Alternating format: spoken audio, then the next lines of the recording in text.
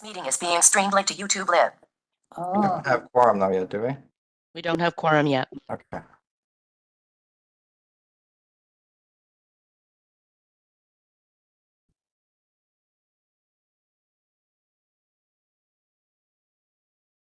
Okay, and there you are. We don't have quorum. Okay, everything is fine. We are live. I just realized my microphone is on.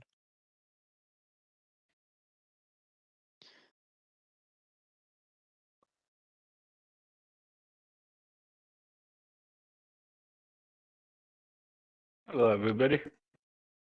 Hello. Hi, Levi. Is that Levi? Yep. That would be him, yes. We are live. So we have quorum now? Leif Johnson just showed up, so that's 10, I believe. Councillor Taddison, yes, we are good to go. Okay, So I we can call this meeting have now, Leif, we're live. Councillor Taddison, and Levi. So now we have quorum, James. Perfect, thank you very much. So we are live now. I now call this meeting to the advisory committee. Oh, this says advisory. I now James, call I this can't meeting hear of the you. Accessibility Committee for Persons with Disabilities to order. Members of the public are advised that our meetings are webcast live by the City of Hamilton, as well a reminder that all electronic devices are to be switched James, to we the still can't hear non-audible. you. Okay, I'm gonna have to stop my video. I'm sorry. I can hear him. I We can hear. Yeah. Oh, okay, then I'm just gonna continue and then please let me know if there's other problems. As well, a reminder that all electronic devices are to be Sorry, switched. James, we still can't hear you. I think Carrie's having a problem with her sound. I think Carrie's having a problem with sound. No, Hold on one second. I can't hear James, okay? we could hear you fine before the meeting. Can you hear me now, Carrie? Message from Bates. Tomorrow. Harry, we can hear. Okay. I would say go ahead, James. Carrie will work out her problem with her sound. If I have to Message do from Mike the Johansson. Hear him. land acknowledgement, I will, but we'll get there when we get there. Space. As well, a reminder that all electronic devices are to be switched to a non-audible function during committee meetings. I will now commence a roll call. Please indicate your presence when I call your name. Hope Bonenfant. Here. Ben Cullimore. Here. Lance Dingman. Here. Skylar Dunford. Not here. Anthony Frisina. He may be late. Sometimes is. Kara Hernold is absent. Levi Genosi. Here. Leif Johansson. Here. Hargan Carr, I believe, will be late as well. Unmuted. Paula Kilburn. Yeah. Jake Maurice. Here. Mark McNeil. I see that he just signed on. Hello, Mark. Hi. Hi. Okay, good. Tim Murphy. Do not see Tim Murphy. Kim Nolan. I'm here. Tim Nolan. Here. Michael Opuku Forfai. And I hope I pronounced that right. Robert Westbrook. Robert is absent today. For his absence. And Councillor Mark Taddison. I'm here. Hello. Would the staff who are present please introduce themselves with their name and position? And Carrie McIntosh, the legislative coordinator. Samara? Hey, I'm Caleb Johnson, a project manager on sustainable mobility. Yeah. And Tamara Bates, also a legislative coordinator. Thank you. Rebecca Benke, project manager, community inclusion and equity. Thank you. Michelle Martin, Manager of Accessible Transportation Services.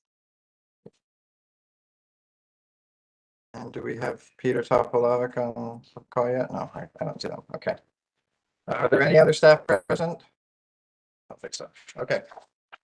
Ceremonial activities. LC McIntosh will now read the Hamilton Land Acknowledgement. The city of Hamilton is situated upon the traditional territories of the Erie, Neutral, Huron-Wendat, Haudenosaunee, and Mississaugas.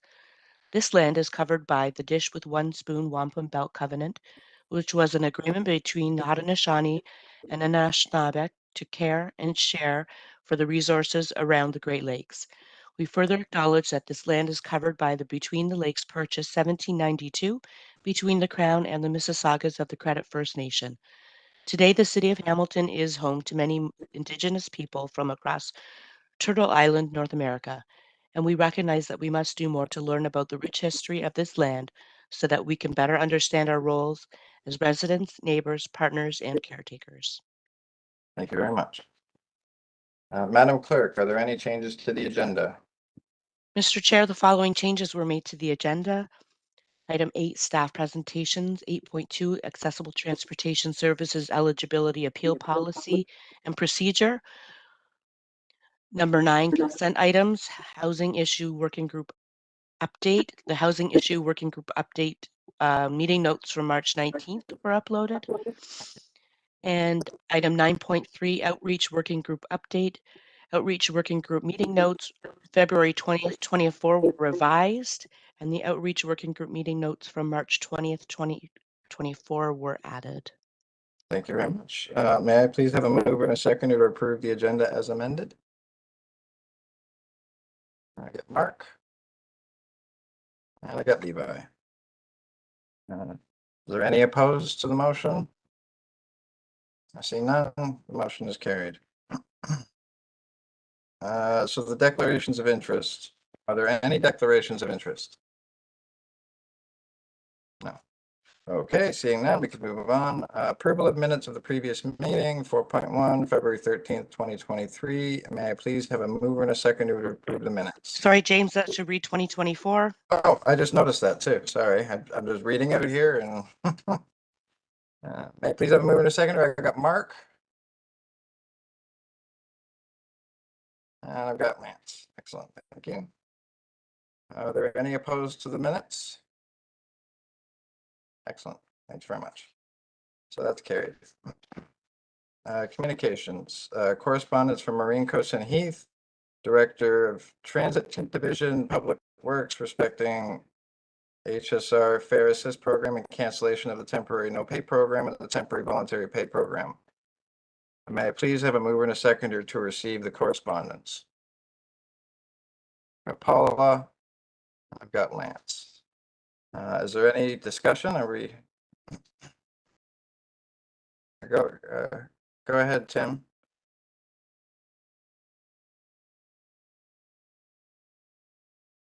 Okay, thank you. Apologies, it just takes a second to push the buttons because I have to mute and lower the hand and stuff. With appreciation that this is the response from the transit director to the committee, is there a way for us to refer this response to the Accessible Transportation Services Subcommittee of Council that's chaired by Councillor Taddison? I think there are a lot of inaccuracies in the correspondence from the director, and I think that letter and its content should probably be addressed at that committee in a fairly intensive way, because there just are too many inaccuracies. So we can certainly receive it, but I wonder if there's a way to refer it for comment and discussion at the ATS committee, if that's acceptable. I would just defer to staff and ask if there's a procedure for that we can. Tamara, did you want to take that one? That's your committee. Sure, I can, through the chair. Yes, you can absolutely move to receive it and refer it to the ATS subcommittee, and then it would go on that agenda for the next meeting, which has yet to be scheduled, as a communications item. So if that's acceptable, can I propose a friendly amendment to the motion if the mover and the seconder are in agreement? Or do I need to make a second motion? I will again defer to staff. Paula is shaking her head. Unmuted. I'm fine with it. Okay. Paula and Lance, you're fine with it?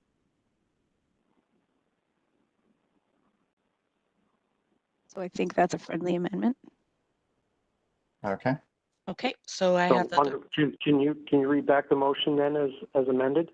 Yes, Tim, that the correspondence from Maureen Cozenheath, the Director, Transit Division, Public Works, respecting HSR Fare Assist Program and cancellation of the temporary no pay program and the temporary voluntary pay program be received and referred to the Accessible Transportation Services Subcommittee. Accessible you. transit. Accessible Transit, sorry. Subcommittee. Yes, thank you, everybody. Okay, thank you. And I think Mark has a comment now. Are there citizen members on that committee? I have Or to. is this a council committee? I'll take that as well through the chair. Mark, there are currently not citizen members. It's made up only of members of council, but there is an interest from those members in expanding the membership to citizens. They just have not done that. They will be looking at the terms of reference and putting that forward. Because it is currently a committee of council that is made up only of council members, that falls under strong mayor's powers. So it's up to the mayor to make those changes. So at the next committee meeting, the committee will be making some recommendations to the mayor respecting their terms of reference. Tamara, I believe I attended one of those meetings. I think. Yes, the last one. Yes. Yes. Okay, that's what I thought. So that seemed to be the discussion at that meeting too. And that was, if you may recall, that meeting was on June 29th, and strong mayor powers came into effect on July 1st. So they just missed getting it under the wire in order to make those changes themselves. And so then it got stuck in the transfer to strong mayor powers. But we now know that the mayor would like to see recommendations from the committee. Okay, are there any other comments on this correspondence? Seeing none, Paula, can you take the chair for a moment?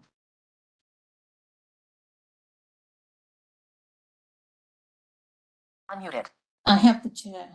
I too agree with Tim that there are some serious concerns with the letter that was responded to about some of the responses to our concerns are quite valid concerns.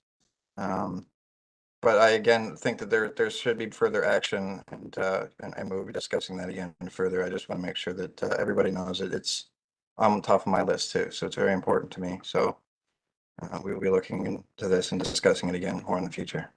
Thank you. I'll take the chair back then, Paula. You have the chair. Current layout is Kurt McIntosh. Carrie host. Sorry. Go on. Okay, thank you. Okay, so are there any opposed to the motion to receive the communication and the friendly amendment to refer this to ATS? Seeing none, I will say the motion is carried. Thank you very much. We are now moving on to 8 staff presentations. 8.1 e-scooter pilot program updates. Peter Topolovic, manager, active transportation and mobility, and Callaway Johnson, project manager, sustainable mobility planning, are available to present respecting the e-scooter pilot program update. If we have Callaway Johnson or Peter Topolovic on. Yep. Yeah. So yeah, my name is Callaway Johnson. As you said, project manager, sustainable mobility. I kind of sit over the e-scooter portfolio on our team. So I'm just here to give you kind of a brief overview of the last year's pilot project, how it went, some of the stats, and kind of moving forward with what we're doing this year. So yeah, as many of you know, we launched the shared e-scooter pilot program last April of 2023. the e-scooters operated in the existing bike share operating area, which is from Ottawa Street in the east over to just kind of the beginning of Dundas in the west.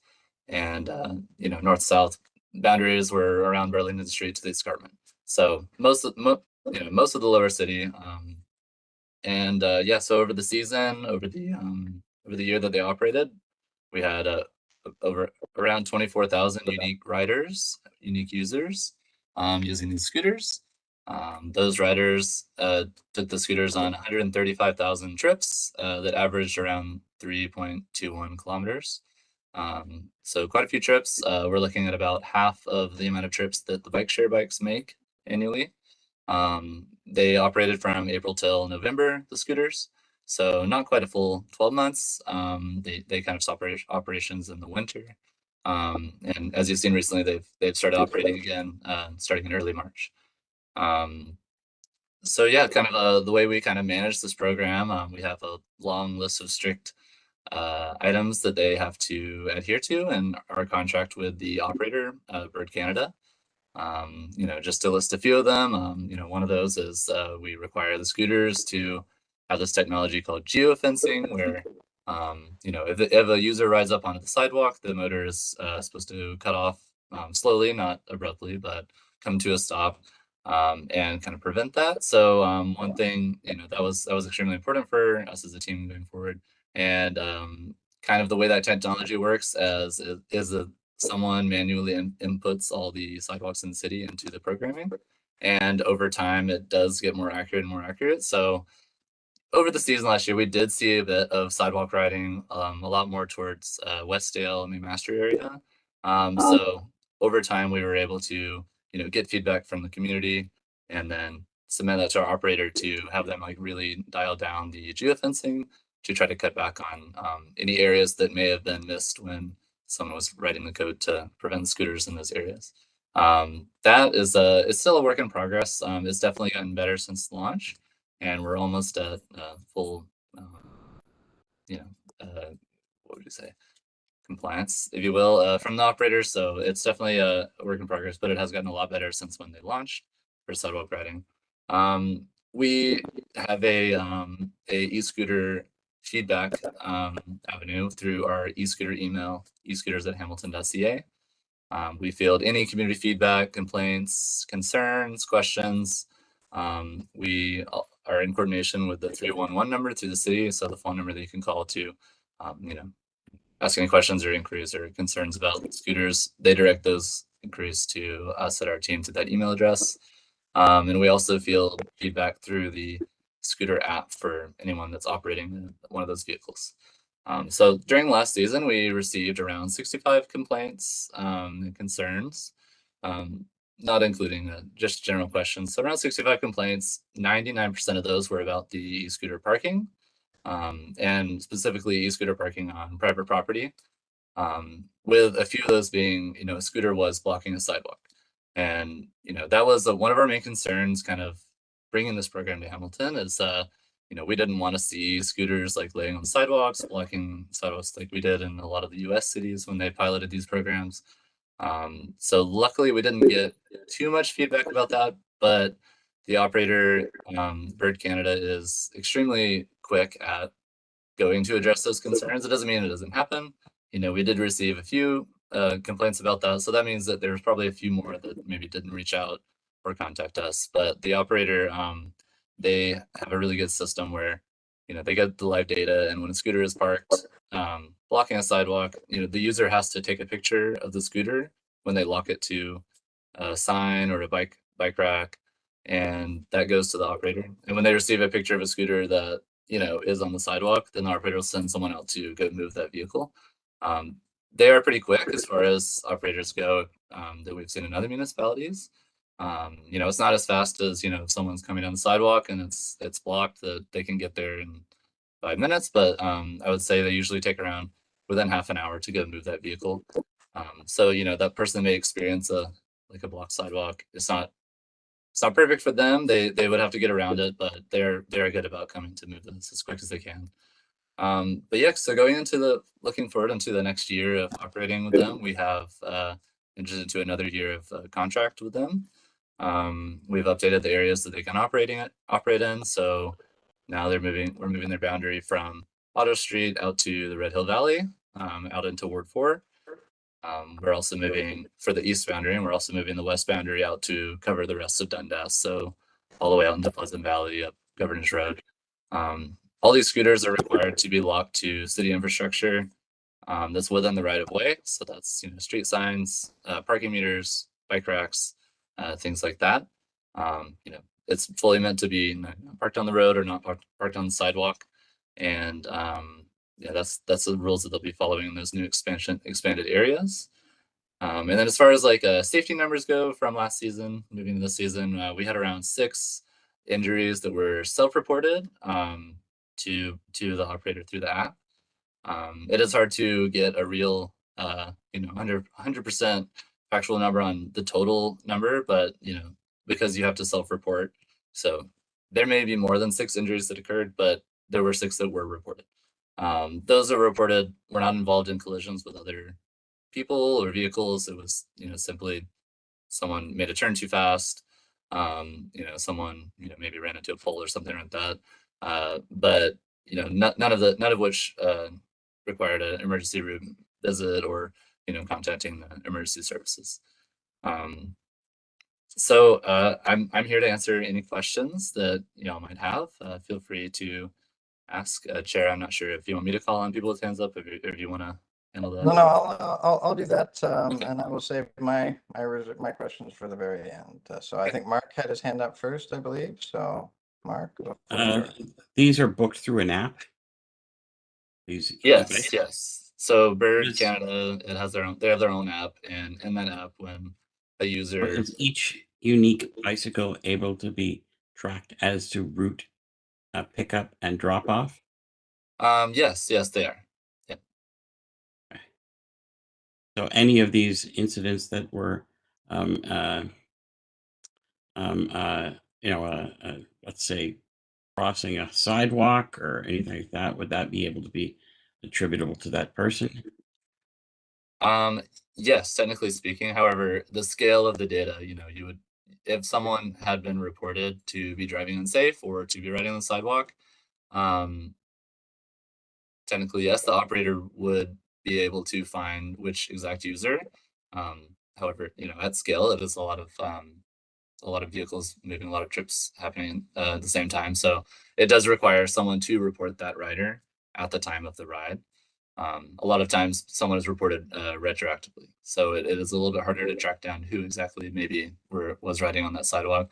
The more important piece of that is that if it does report someone for riding on the sidewalk, even if it's retroactive, that specific location and the locations around it, you know, a few blocks to, you know, east, north, southwest, can then be examined in really high detail to make sure that that geofencing area is narrowed down so that if that sidewalk wasn't previously marked accurately enough, they can then adjust that to make sure it's accurate. Whereas the user may not always be, you know, punished or you know, reprimanded or whatever. We can at least fix the area that they were operating illegally, if you will. So. Thank you. Ben is next. Yeah, I've just a quick question. Like, I've used the birds before, just once trying to see what it was like, and something I noticed was its price point is not necessarily accessible for people who are low income, you know. And I remembered with the other social biking that they had created a subsidy program and have like engagement with low income populations within the city. Is there anything planned like that for the scooters? Because I think there should be some sort of reciprocal investment, you know? Yeah, absolutely. And yeah, I can answer that question for sure. So Bird does, as part of the requirement under their contract with us, we required them to offer several different pricing programs to get discounted rides, and you know, several different categories of which are on our website at If you just type in shared e-scooter pilot program Hamilton, it'll bring up our website and have the information there. However, but some of those programs were targeted towards healthcare workers, towards school teachers, and towards equity-based pricing as well. So the way the equity pricing would work is we have specific zones around the city that are deemed low equity areas. So if a user is to begin a ride in one of those zones or end a ride in one of those zones, that specific ride is discounted.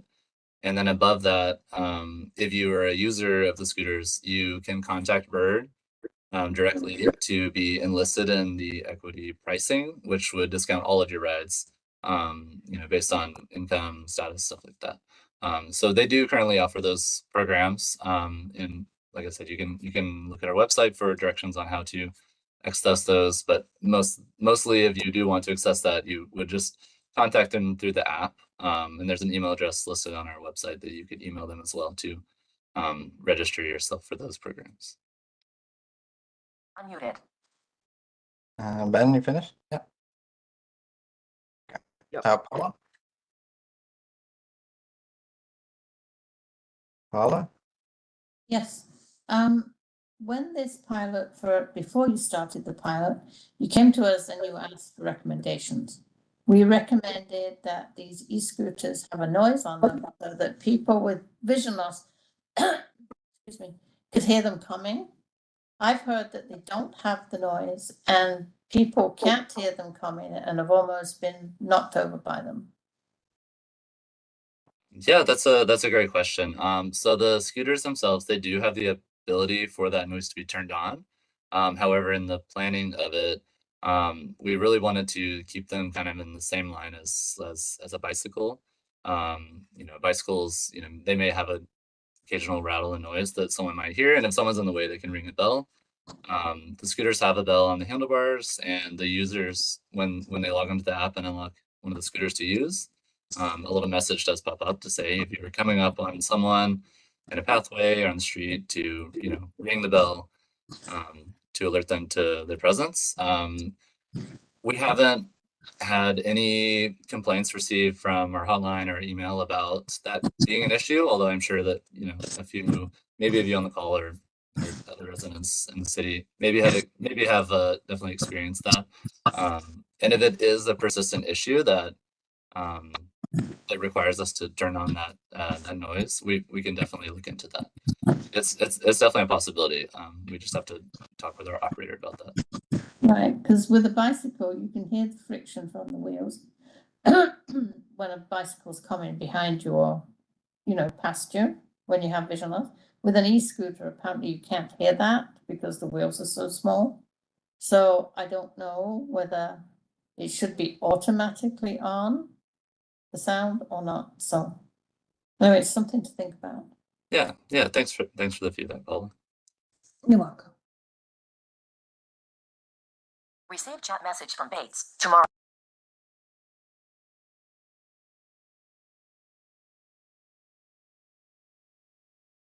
Sorry, I was muted.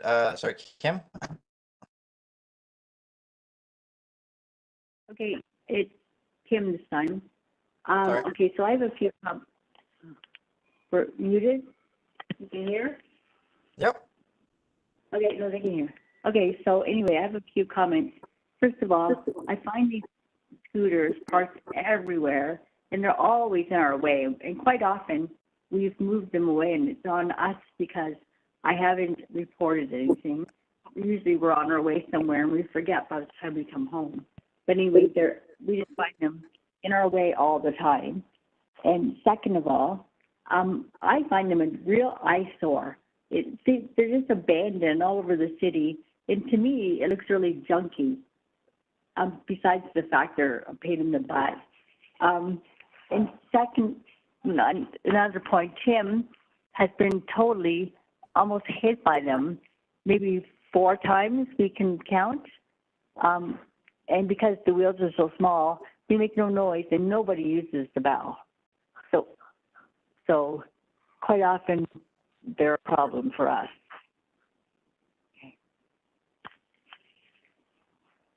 Excuse me. Yeah, I'm very sorry about your experience that you've had so far with the program. If you, let's see, if you could speak to maybe specifics about maybe where Tim may have almost gotten run over, was, if it was on the sidewalk or on the roadway, these kind of things, that they're relevant to the conversation, and we're happy to work with you. If there's a specific area where you find that you are consistently finding scooters that are blocking your way, that's something that we can work with the operator on to Okay. double address that area and make sure that it's Yeah, mostly downtown, downtown.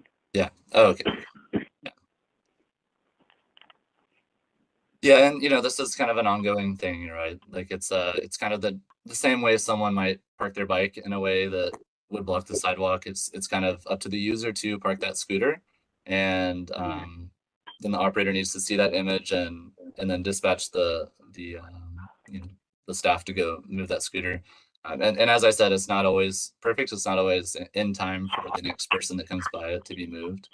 But yeah, apologies that that's been your experience so far. Okay. Okay, thank you. Now, hang on, Mark. I'm going to go with Lance first because he's the first time speaker. So, Lance. Thanks, James. Just wondering, is there proper signs? And I haven't experienced too much of the e-scooter ridings around my neighborhood yet, but is there proper signings and proper notifications for the e-scooters and where they're supposed to ride and communicate on their ridings? I'm gonna say. Yeah, that's a great question. And so, if you were interested in riding one of these scooters, you would need to download the Bird Canada app. And then, once you have that app on your smartphone or device, when you open that device, it shows you the map of where all the devices are located across the city. So you can kind of find the scooter that is closest to you. And then, once you go to unlock a scooter, it has several different pop-ups. There's one pop-up that you have to scroll through that says, we encourage you to wear a helmet. There's a pop-up about not riding on the sidewalk, and about where you can ride, which is, in bike lanes, on the road, basically anywhere a bicycle is permitted to go is kind of where e-scooters are allowed to go as well. And all that information would be given to you through that app. Thank you so much. Okay, I'll just go quickly to Mark.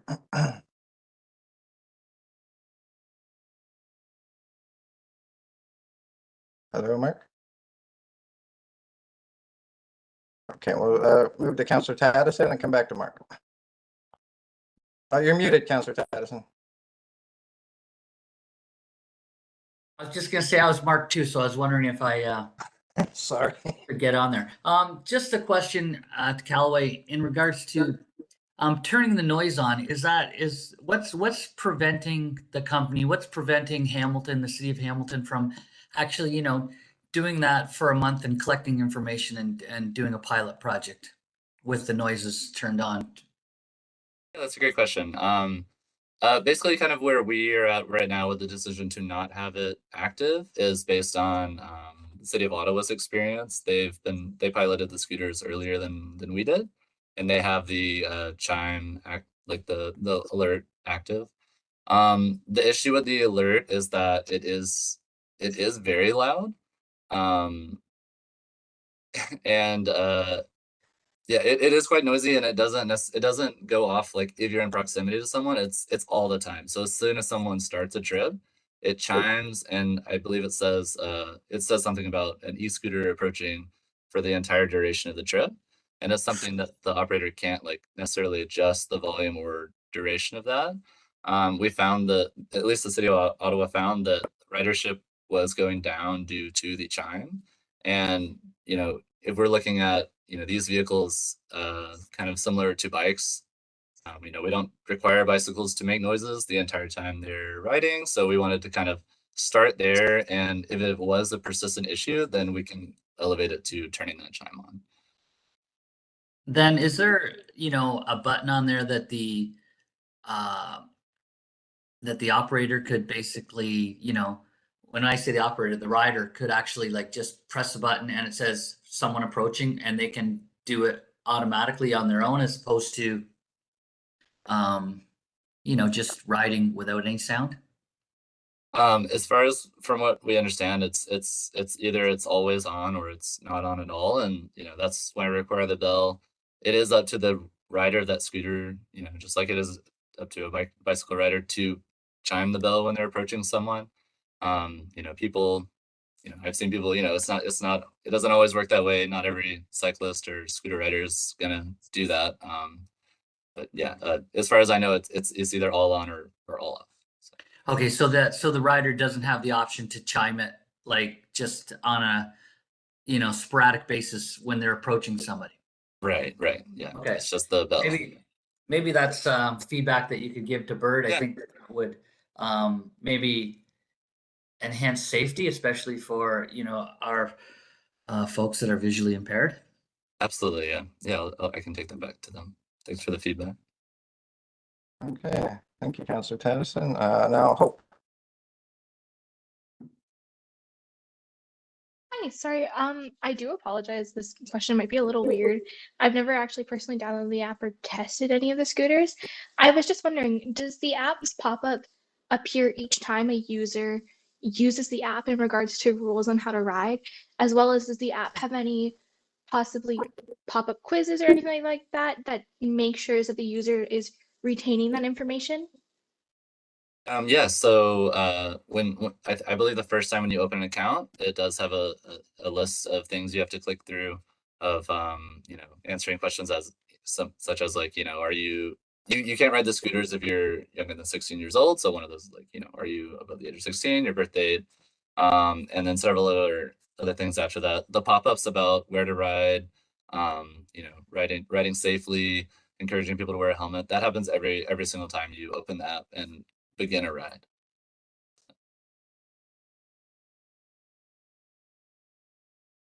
Oh, good. Okay. I believe next is Tim Nolan, first speaker.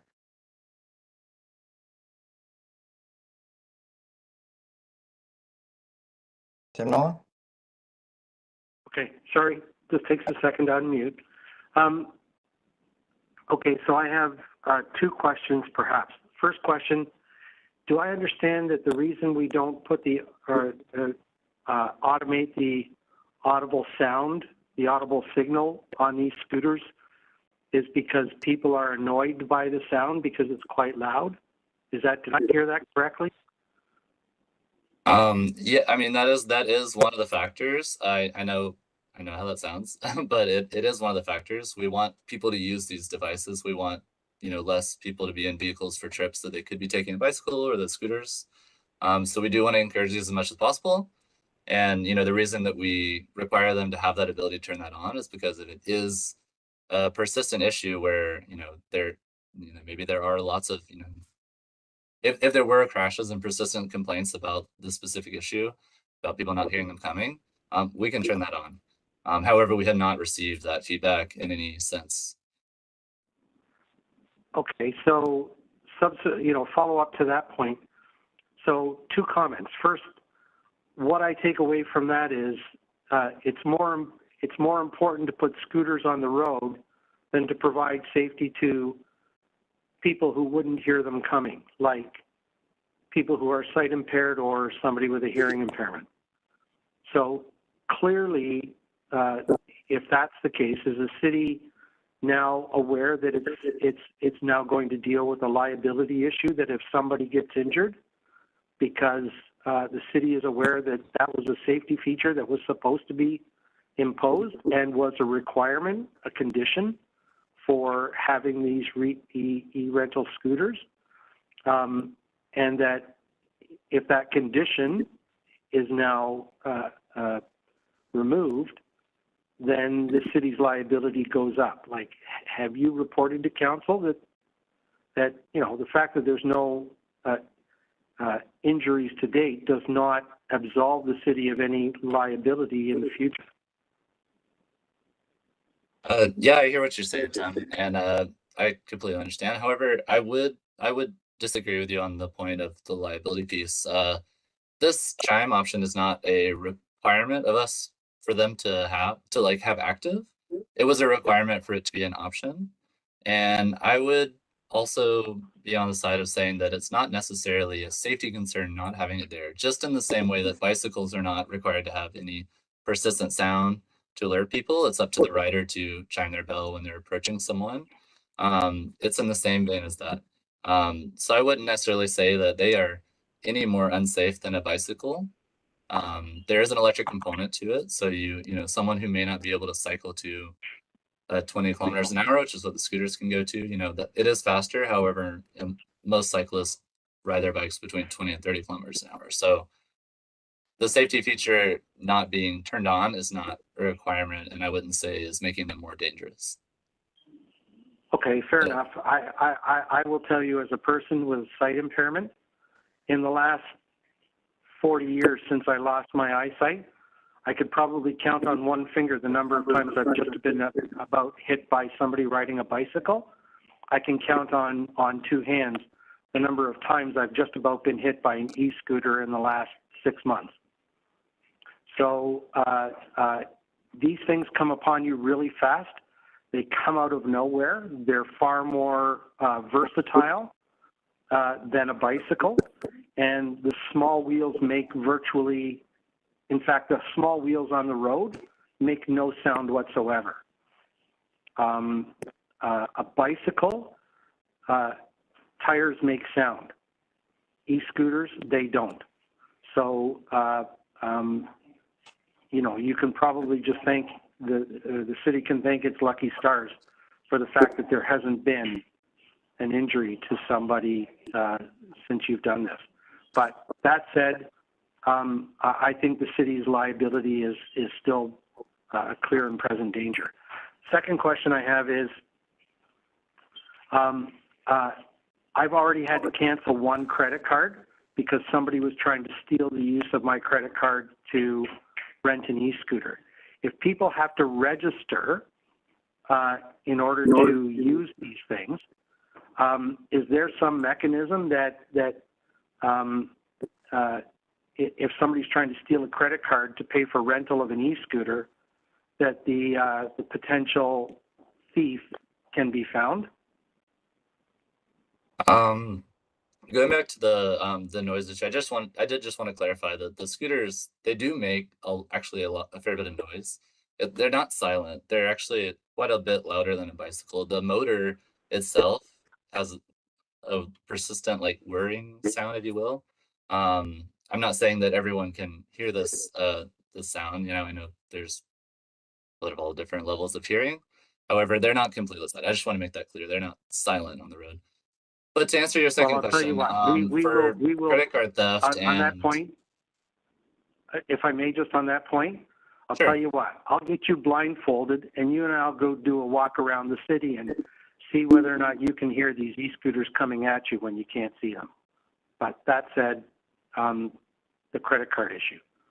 Yes, the credit card issue, I can't personally speak to that. It would have to go through, you'd have to go through the operator bird. You know, just the same way it would, if I guess, assume if someone stole your credit card and ordered something on Amazon. Yeah, I can't speak to all the specifics on how that works. I don't, but apologies for hearing that that's happened to you. That's unfortunate. Yeah, but how do we get in touch with Bird? Like where's all this contact information available? If somebody has a complaint to be issued or a concern around, e.g., stolen credit cards, and Yeah, contact Bird on our city like- website, you can look at the shared e-scooter pilot project page. If you just type that in, shared, if you even search shared e-scooter Hamilton, it'll be the top result on Google or any search engine. On that website, it has all the contact information for reporting, you know, unsafe riding, you know, improperly parked vehicles. Also, how to contact them specifically to your case, how to contact them about the credit card charges. Okay, well, I think this information perhaps can be promoted a little bit better among the general population, but just a thought. Okay, thank you. Thank you, Tim. And I believe I have Mark. Yeah, with all due respect, Callaway, I'm not really interested in anecdotal evidence about how these things sound loud enough or whatever. Larger wheels make more sound on a regular bicycle, even if they're speed bikes. And I don't know how annoying this permanent audible sound would be. Is it a chime? So maybe if you made it sound like an electric motor or a gas motor, people might be inclined to more turn them on. Yeah, yeah, and as I was saying, like it's not the wheels that make the noise from the scooter; it's the motor powering it that makes quite a persistent noise. The chime, though, yeah, it's a consistent chime with an alert that says audibly, e-scooter coming. So it's annoying for both a rider and any pedestrians nearby. Essentially, yeah, yeah, and like I said, that's one of many factors for why it's not out. But yes, it's. Have any studies been done about the level of noise coming from a bicycle, speed bike, electric bicycle, or an e-scooter? I mean, I can't say. Yeah, I couldn't say So any specific Bird studies. didn't provide any of that data. No. Yeah, I'm thinking they weren't thinking it was a concern. Safety is our concern. That's all. That's all Yeah, I'm saying. of course, I understand. Thanks.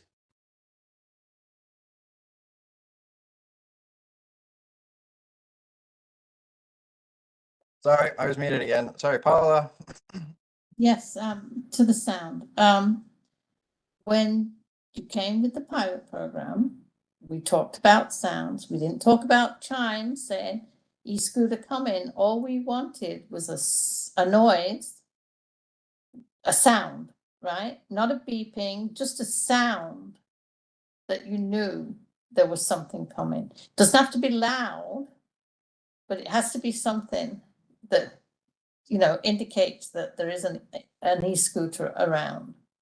I mean, this thing that you're talking about sounds horrendous. I wouldn't want it either.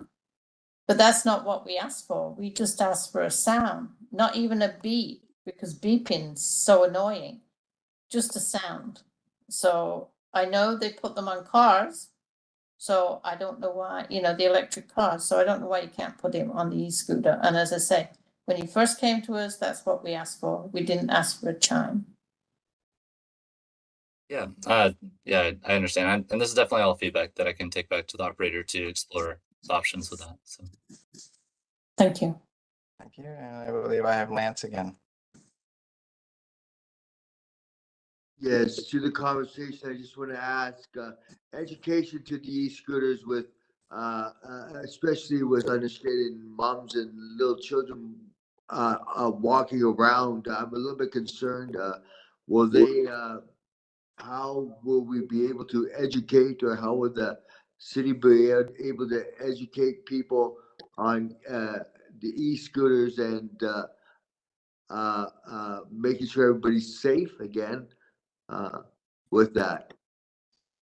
Yeah, and all the safety components come through the app when the user opens the app and starts a ride. It's hammered down every single time a user takes a ride on the scooters, like the safety, every safety element that we require of them. So. Thank you. Is there any other speakers? No? Okay, I'm gonna go now, if you wouldn't mind taking the chair, Paula. I have the chair. Okay, I'm actually going to put together a report based on our discussion, because otherwise I would just be commenting on all the comments, and that's not really beneficial. But I do have a few questions. This geofencing, have you actually ever seen it take effect? Like somebody got on the sidewalk, and have you ever actually seen the device slow down on the sidewalk? Yes, absolutely. Okay, that's one of us. In parks, we were told that they weren't going to be allowed to drive through parks. They'd be geofenced. Have you seen them slow down in parks? Yes, they're limited to 10 kilometers an hour in some parks, and they're not allowed in. Off the top of my head, I don't remember exactly which ones, but yes, they slow down quite a bit. Now, you kept reporting, saying reporting individual misriders or whatnot.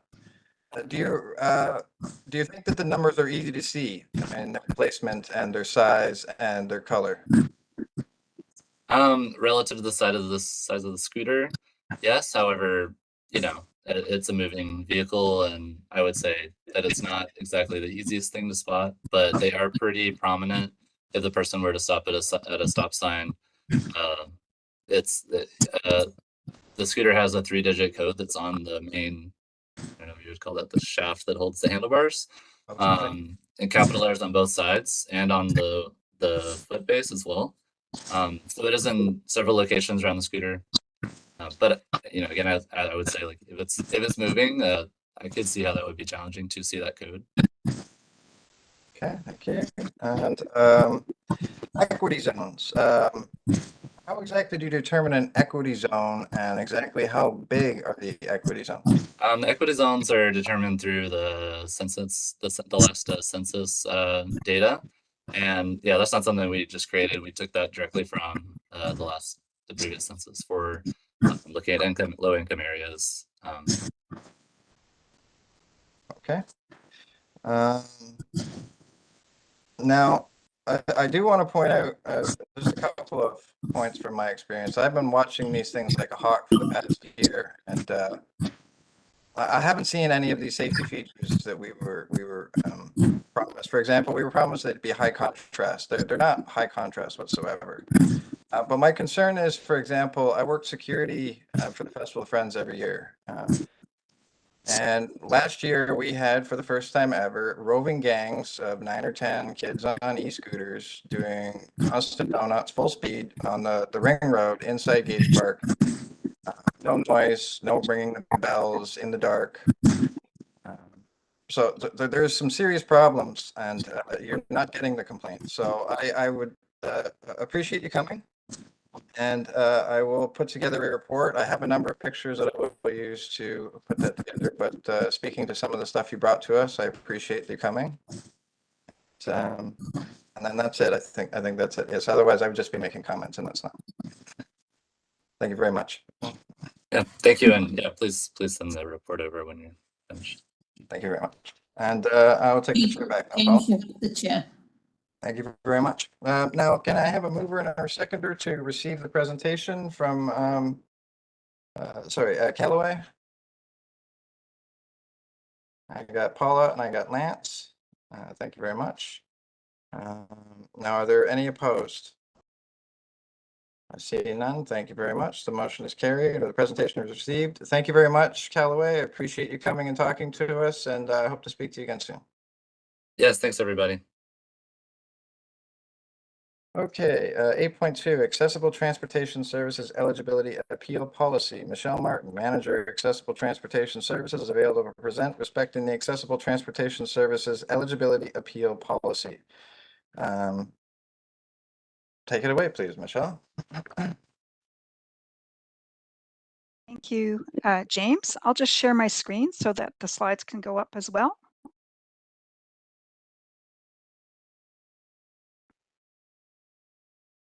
Okay, that's the correct one. Unmuted. I just want to say, Michelle, thank you very much for doing the other presentation for me. Thank you. Oh, my pleasure, Paula. I'm glad it was suitable. Paula's referencing a Braille-friendly version so that it comes out better on a printer. Okay, I'll just jump right into the presentation, and thank you very much for having me again. I was last before ACPD in early February to talk about the performance review and the overall ATS roadmap that had also gone as part of a Public Works Committee report. Today I'm here to talk about the eligibility appeal policy. Sorry, I'm just going to disable my messages. Apologies. I'm here to speak about the eligibility appeal policy, and that's one small piece of that roadmap. But I'm trying to I think it will be helpful, and of course you'll advise me otherwise if it's not. To put these things, these various topics that I'm going to be speaking about over the coming months in the context of the larger roadmap. And so, just slide 2. So under the roadmap category of eligibility, improvements to the appeal policy were flagged by the Office of the Auditor General, and also in the Dillon Consulting report regarding the business case for the business cases that we were asked to provide by the Office of the Auditor General to implement some of the recommendations in that report. Recommendation 14 specifically of the Auditor General's report was to evaluate, potentially redesign the appeal process. And the Dillon Consulting report specifically recommended contracting to a third party for the purpose of accessing a healthcare professional as an appeal panel member.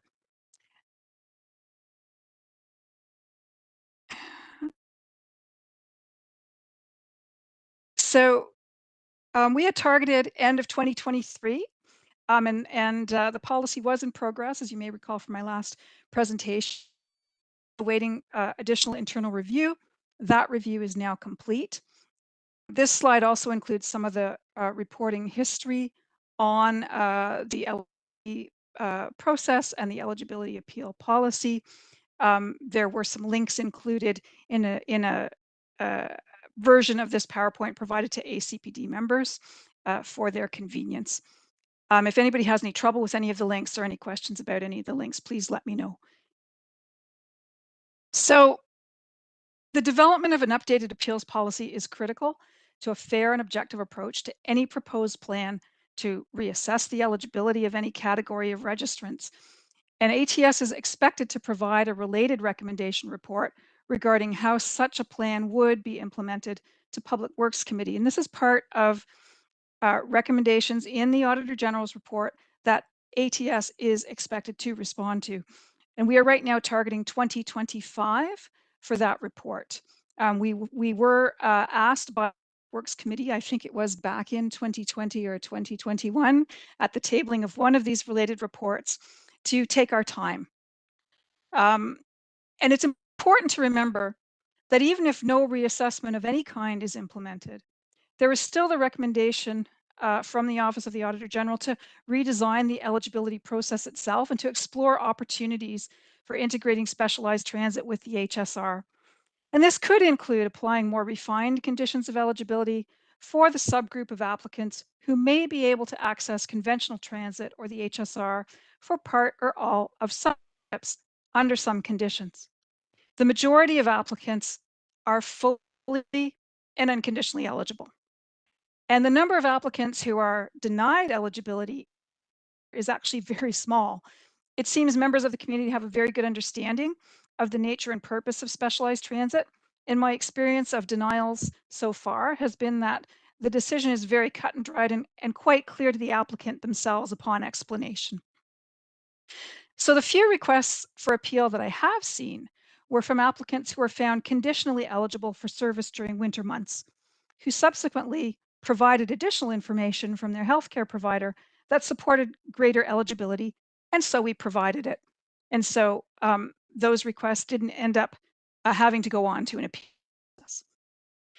So as we begin to move in the direction of being able to set more conditions of eligibility, for example, you know, eligibility for a trip being determined by distance to the closest stop and whether or not an applicant can accomplish that distance. We can expect to see more requests for appeal following determinations of conditional eligibility in the coming years. And so it is crucial that a clear and fair process is in place.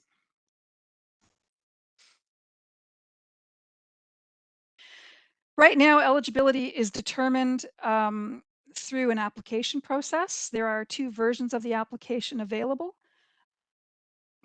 or by mail, online, or by mail if requested. There is one general version and one shorter version for applicants who reside in long-term care, because by definition, those applicants would be fully eligible for service. And so the goal of that application form is to capture all of the necessary information we would need to ensure that service is delivered safely for them. And a portion of the application needs to be completed by a regulated health professional, physician, or regulated licensed MSW. And for residents of long-term care, we include registered practical nurse as the list of healthcare professionals who can sign. And where the decision concerning eligibility cannot be made from the application alone or from any additional information that ATS has been able to gather from the applicant or their healthcare provider with informed consent, the applicant is referred to a third party for functional assessment with an occupational therapist. ATS currently contracts to Bayshore Healthcare for this purpose, but there's no charge for the assessment, of course, to the applicant, and transportation is provided free of cost to the appointment.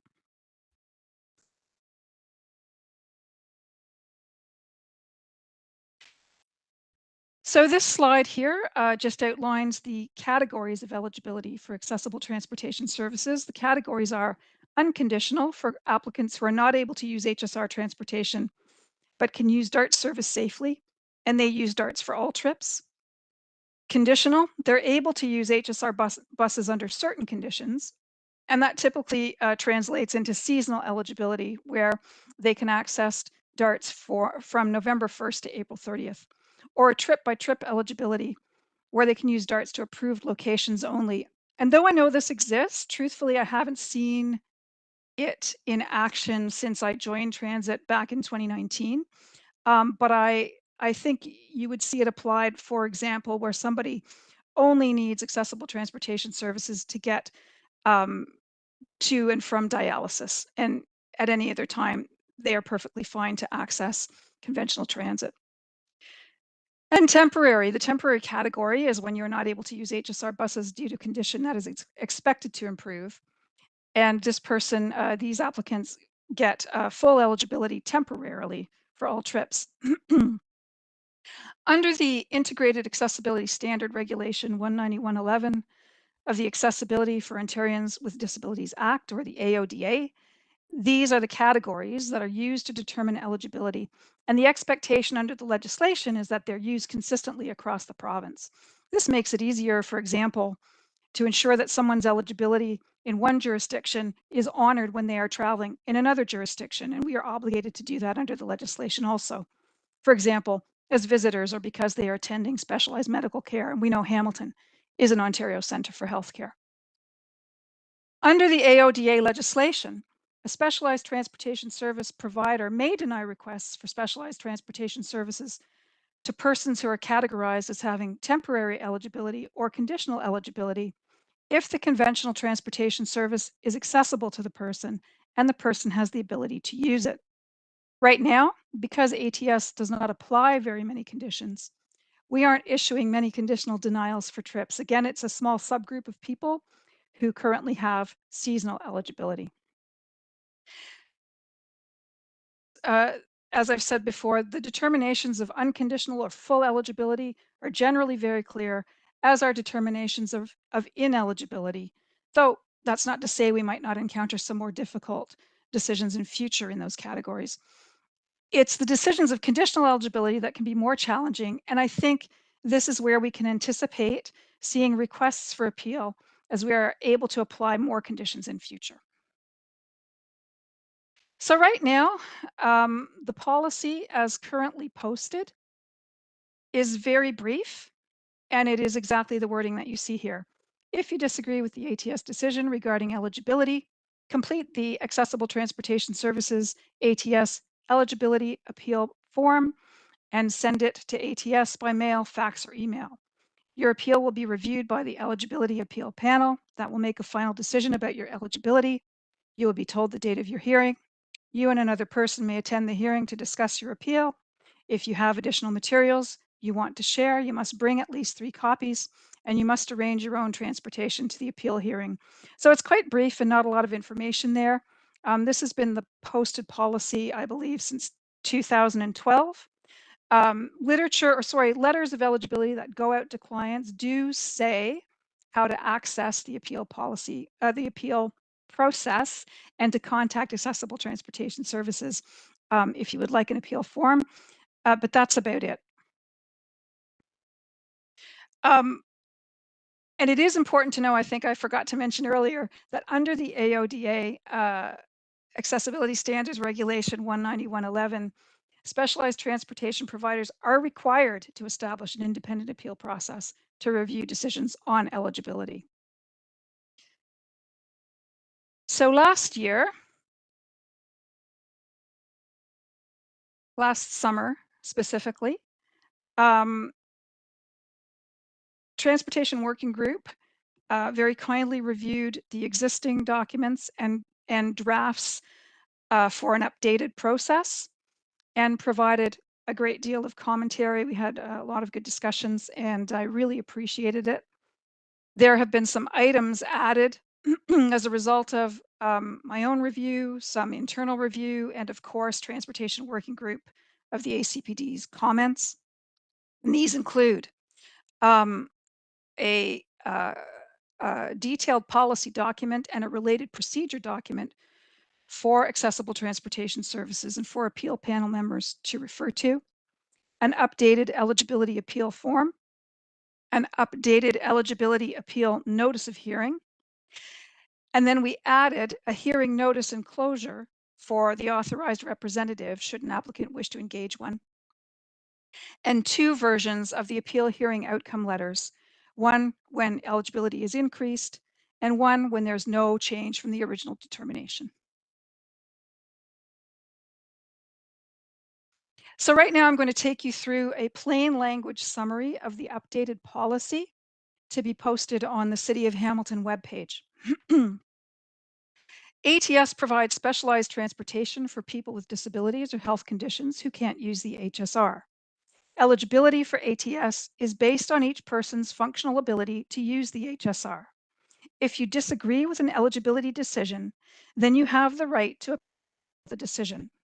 An independent eligibility appeal panel reviews decisions that are appealed. If you decide to appeal an eligibility decision, please call ATS at 905-529-1212. The ATS supervisor will be notified of your appeal request, and they will provide you with an ATS eligibility appeal form.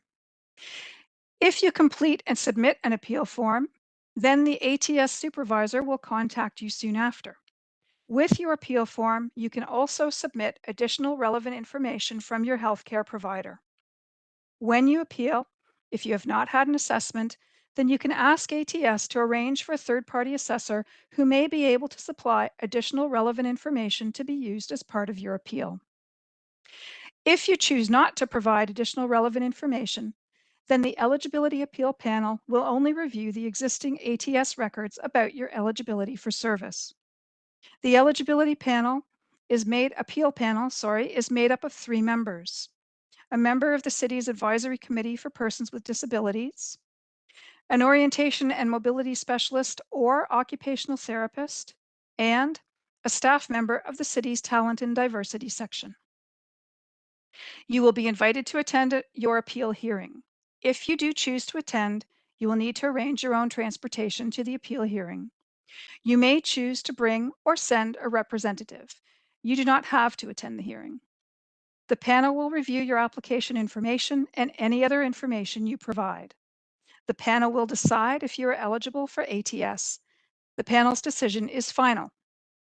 ATS will let you know of the panel's final decision. You should be sent the decision within 30 calendar days of ATS receiving your completed appeal form. If the final decision is not made within 30 calendar days, ATS will provide temporary eligibility until the final appeal decision is made. If your transportation needs change or you have new information about your disability or health condition, you may submit a new ATS application form.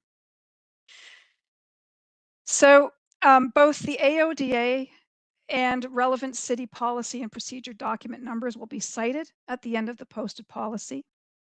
And it is right now a 1-page, 2 sides document that can be included in any appeal form mail out or provided, of course, at the request of any applicant who wishes to have a copy and they're not able to print from the internet.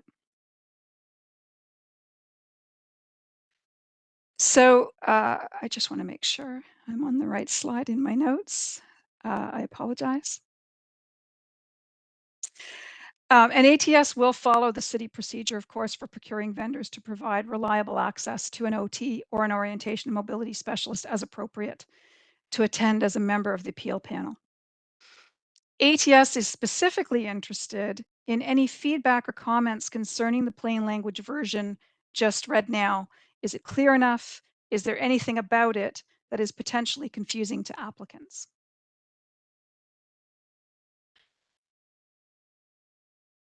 I do have one point, if that's a question you're asking us right now.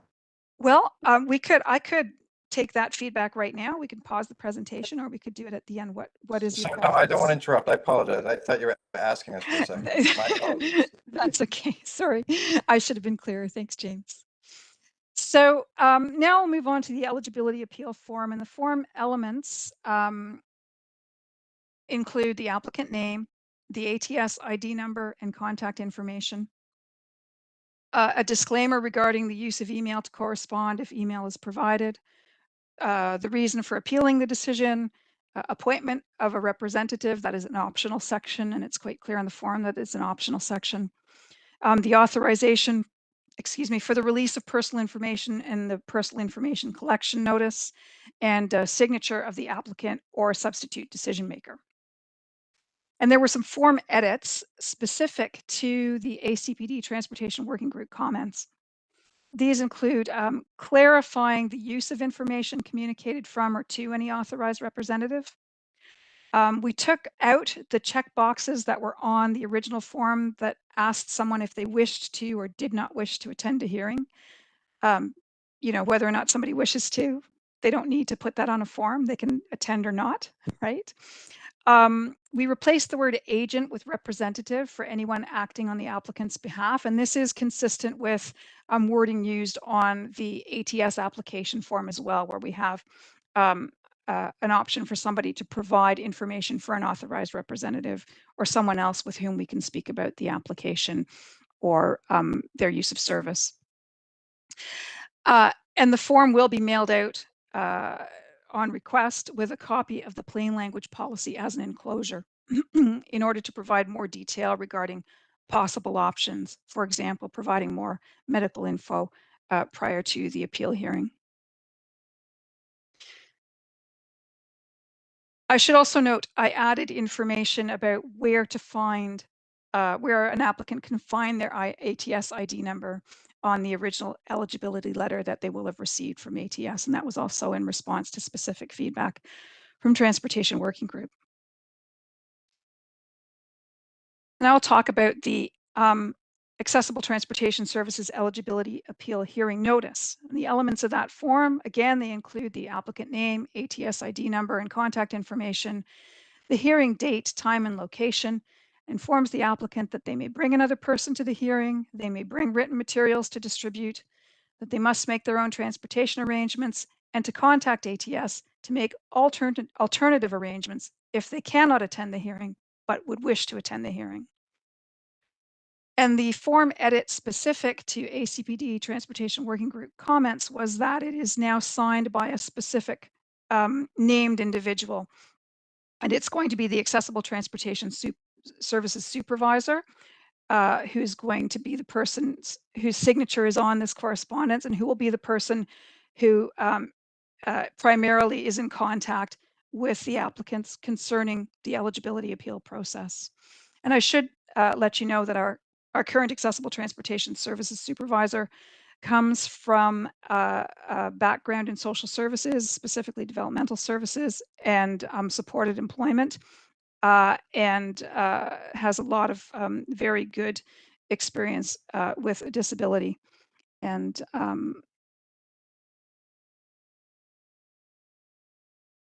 so I'm very pleased that she's working with us, truthfully. So now we have a new piece, a new form that will be an enclosure in a notice of appeal that's sent to an authorized representative, so that it's really, the purpose is to inform the person that they have been named a representative and that their contact information was provided to ATS by the applicant for this purpose.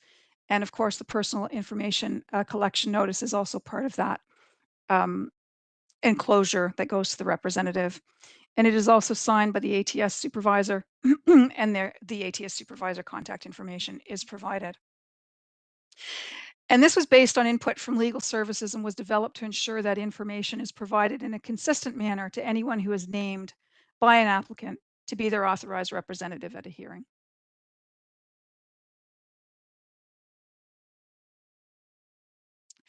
So with respect to the eligibility appeal outcome letter, we have increased it to 2 letters, and this is in response to the ACPD Transportation Working Group comments concerning clarity regarding what your next steps are in each case. So we have 2 letter templates. First is the letter that is sent when the original eligibility decision is upheld. So it restates the date that the hearing was held, informs the applicant that the original eligibility decision remains in place, and it includes the sentence, if there's any change in your disability or any new or updated information for ATS to consider, please contact ATS to reapply for services, again signed by the ATS supervisor. And then the second letter is when the decision, the eligibility decision, is amended to an increase in eligibility.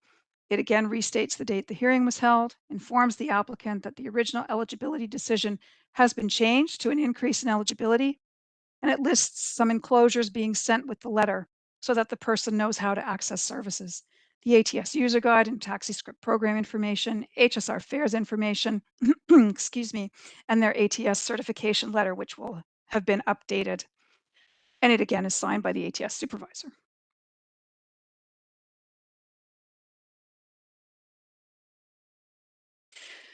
So included as a last minute addition was the eligibility appeal procedure.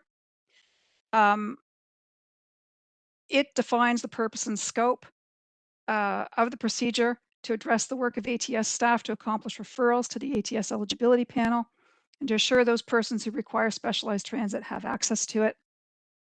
It includes definitions of terms, AODA, applicant, ATS, healthcare professional, both relevant pieces of privacy legislation, responsibilities of the ATS supervisor, ATS manager, and ATS appeal panel members, categories of eligibility, and who belongs to the appeal panel and how their decisions are communicated once the decisions are made.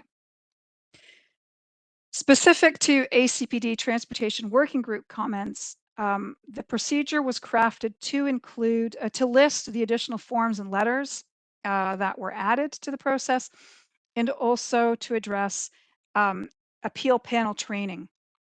This was a request of Transportation Working Group members that this should be available to appeal panel members to cover not only the ATS application process, but also information about understanding functional barriers on transit, you know, invisible versus visible disability, for example, the relevant sections of the AODA, privacy and confidentiality, including both legislation and City of Hamilton policy and procedure there, and of course, ethics, for example, conflict of interest.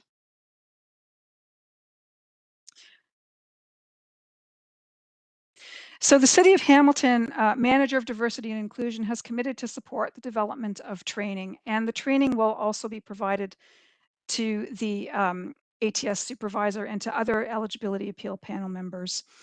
Once it's developed and established, we can actually deliver to new eligibility appeal panel members as needed. So what I'm envisioning is the first round being in person, and that will ensure the opportunity to tweak and refine the training based on participant feedback and questions.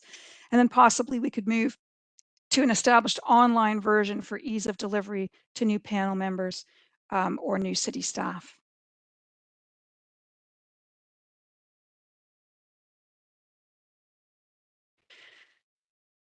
So our next steps. Our next steps are to work with the ACPD, with the City of Hamilton Talent and Diversity Division and other city divisions as needed to update the eligibility appeal panel terms of reference, support the ACPD to provide one panel member as required for hearings, develop training for panel members, and ensure anyone participating as a panel member receives the necessary training. And then, of course, revise policy, procedure, and forms as needed if and when edits are flagged during the above steps or in use when they're being used. So our first thought was that the procedure itself could replace the original terms of reference, which appeared to function as the appeal procedure. However, for the panel, I think we'll probably need terms of reference also to set expectations for all panel members, specifically including meeting attendance, conduct during meetings, what to do if you aren't able to attend, that kind of thing. Under the legislation, it actually states that it's at the discretion of specialized transportation service providers how the individuals or boards responsible for reviewing appeals will be selected or appointed. And so ATS, of course, recognizes it's not necessarily practical just to have one dedicated member from ACPD as the representative, and that ACPD may wish to put forward several names who may share the duty on a rotating schedule. So if there are any comments or questions regarding the plain language information ATS wishes to post on the website, I will amend the language as needed. And additionally, I'm interested in the committee's thoughts about where on the ATS pages the information should be posted, because I notice right now it is on its own tab, but with the city webpage design, it sort of moves to the right of the page and it's a bit faded, and I think that makes it difficult to find. I'm thinking it would be preferable to include the appeals information on the same page as the application information as a subheading or section, but I'd like to know ACPD's thoughts on the matter. As well, I'm planning to post the plain language version of the policy once finalized after today's meeting with a link to the updated form as an accessible fillable PDF, and with a note to contact, of course, ATS if alternative accessible versions are required. The form that has now undergone internal review and approval is with a third party for remediation as an accessible PDF form. So I recognize that we do not yet have the panel completely established. I think the updated policy and form do need to be posted because we do get occasional appeal requests, and accessing the process itself is one doorway into an applicant being able to or understanding that they can provide us additional information, which may even preclude the need for an appeal. And also, under the legislation, even if we are not sufficiently yet established to provide an appeal panel hearing within 30 days of a request, we would simply provide temporary eligibility until we are able to hold the hearing. And then once the plain language policy and appeal form are posted on the city website, ATS will send a communication out to ACPD, as well as to our email lists of agency contacts. I think that about covers everything I wanted to say, except to say thank you very much for listening. I don't know if at the beginning I apologize for the last minute addition to the agenda with the full policy and procedure documents. They were hot off the press through the internal approval process that we had at the HSR. So I thought it was just as well to get them up as not. And Carrie Elsie McIntosh very kindly accommodated that request of mine yesterday. And that also gives us a link so that those documents are easily accessible by ACPD members as they consider, for example, how they're going to provide a member participant on the panel. And I'd be pleased to take everyone's questions and comments. Thank you. Thank you very much, Michelle. I do believe Paula would be first up on the list. Of course. First of all, Pardon me, Paula, could you just drop the presentation? Oh, so sorry. I apologize. No, it's quite all right. Stop screen share. Thank you. Okay, go ahead, Paula. Okay, so on the policy, Michelle, when you mentioned HSR, could you read that piece again? It's right at the beginning of your my presentation policy. Oh, in the policy document itself? Yeah, it mentions HSR, and I was a bit confused why it said HSR. Okay, so let me open up the actual policy. Oh, sorry. Document. That's okay, not at all. I should have had it open and ready to go. Okay.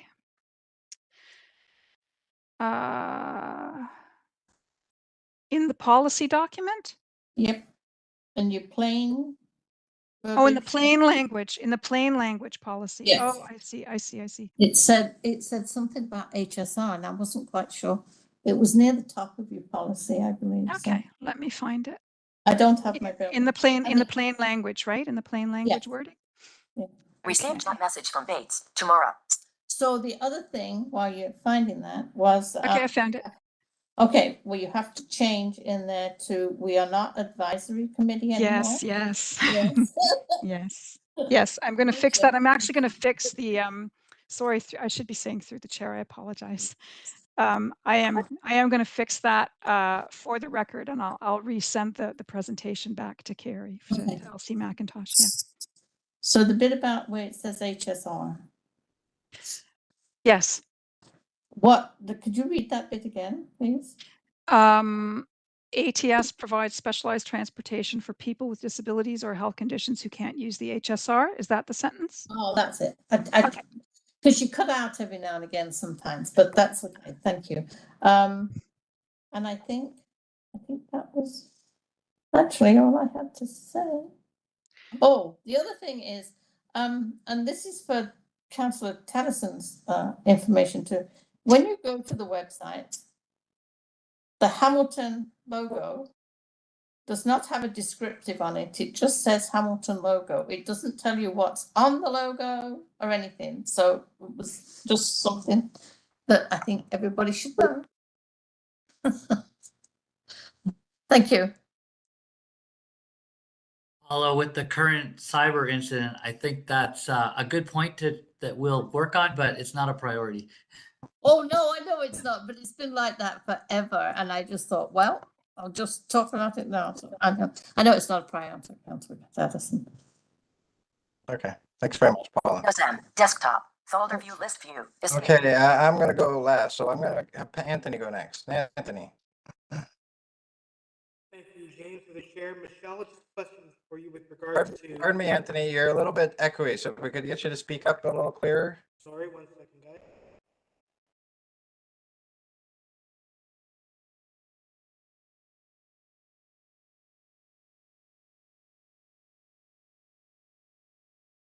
How's that? It's a little bit better. Okay, sorry. For the chair, Michelle, you had a point related to doctors' representation, how you would go about resolving an issue. Could you reemphasize that point related to the medical professionals' perspective on things?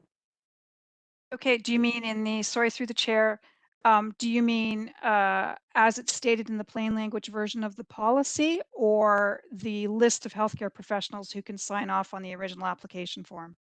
As it's stated in the policy. Okay.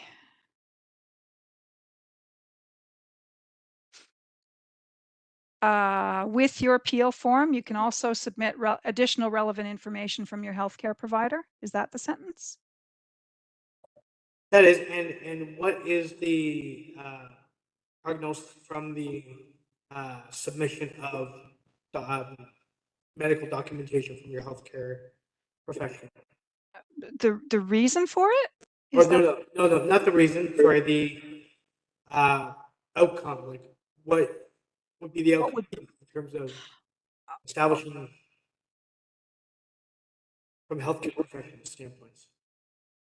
Okay, through the chair, I think you're asking me if that can change the outcome prior to an appeal, prior to going forward to an appeal Correct. panel hearings. Can Yes. Yeah, it can absolutely change the outcome, for sure. Okay. Will it 100% change the outcome, or is it just? Well, it depends. I apologize for interrupting you. Sorry, no, can it change, or will it 100% change, or it has an impact? So through the chair, it could possibly change. It depends on the information that's provided. If it's adequate for ATS with the additional information to make a robust decision, then the decision can be made right then and there to change the eligibility outcome before or without the need to proceed to an appeal panel hearing. Having said that, it may not be adequate for ATS to make a robust decision. My experience to date has been that we've been able to apply the information that we've received to increase the level of eligibility provided, but that's not necessarily going to be the case in every instance. Sorry, just a quick follow-up. And what determines adequacy of the information provided by the healthcare professional? So there would have to be a clear functional barrier to the use of conventional transit. Thank you.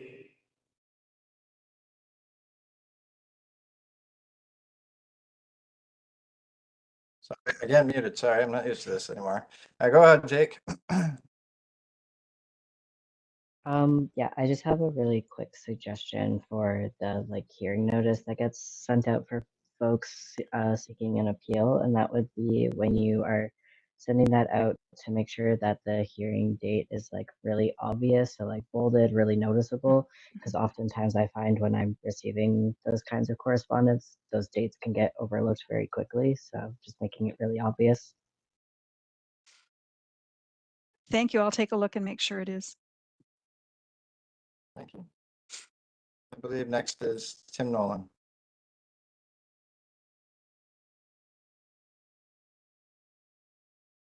Okay, thank you. Hello, Michelle. Hi, Tim. I'm just curious. You've referenced in your presentation about under a conditional eligibility that the service can decide whether or not a specific location is a location that can be accessed via DARTs during the ineligible period. So using the example, if you can use DARTs unrestricted in the wintertime, but you can use HSR in the summer, but a passenger has to go to a specific location, the service can be denied. Did I understand that correct? No, through the chair, sorry, I apologize for the lack of clarity there. No, seasonally, your eligibility is full in the winter months from November 1st to April 30th, and denied in the summer months from May 1st to October, well, summer and early fall to October 31st. But it's not location dependent. And I did, sorry. Okay, so that means if I've got seasonal eligibility, I can't use DARTs at all during the summertime. Is that correct? That's correct. That's how seasonal eligibility works right now, and very few people have that designation. Okay, fair enough. Can you, with the understanding that the ability to use conventional transit is not conditional upon the person's physical ability, but conditional upon the accessibility of the environment, how do we then make that determination? So I'll use an example. There isn't one public hospital in this city that doesn't have a main entrance well above street level grade. Every single hospital is significantly above grade to be able to get in the front door. If a person is incapable of using their own ability to navigate going up such a steep incline, how do we then justify that a person can't use DARTs in the summertime? So that's my first question, and I will have a follow-up. So through the chair, thanks for that question, Tim, because that gives me an opportunity to clarify. I mean, I put in these examples, right? For example, distance to a bus stop, but the route from the bus stop to the doorway, to the accessible doorway of the location, has to not present a functional barrier for the person, and certainly the grade is an item to consider there. Absolutely a factor. I agree with you. Okay, so I'm presuming you're in your assessment then, and this is a follow-up to this, but I still have my other question.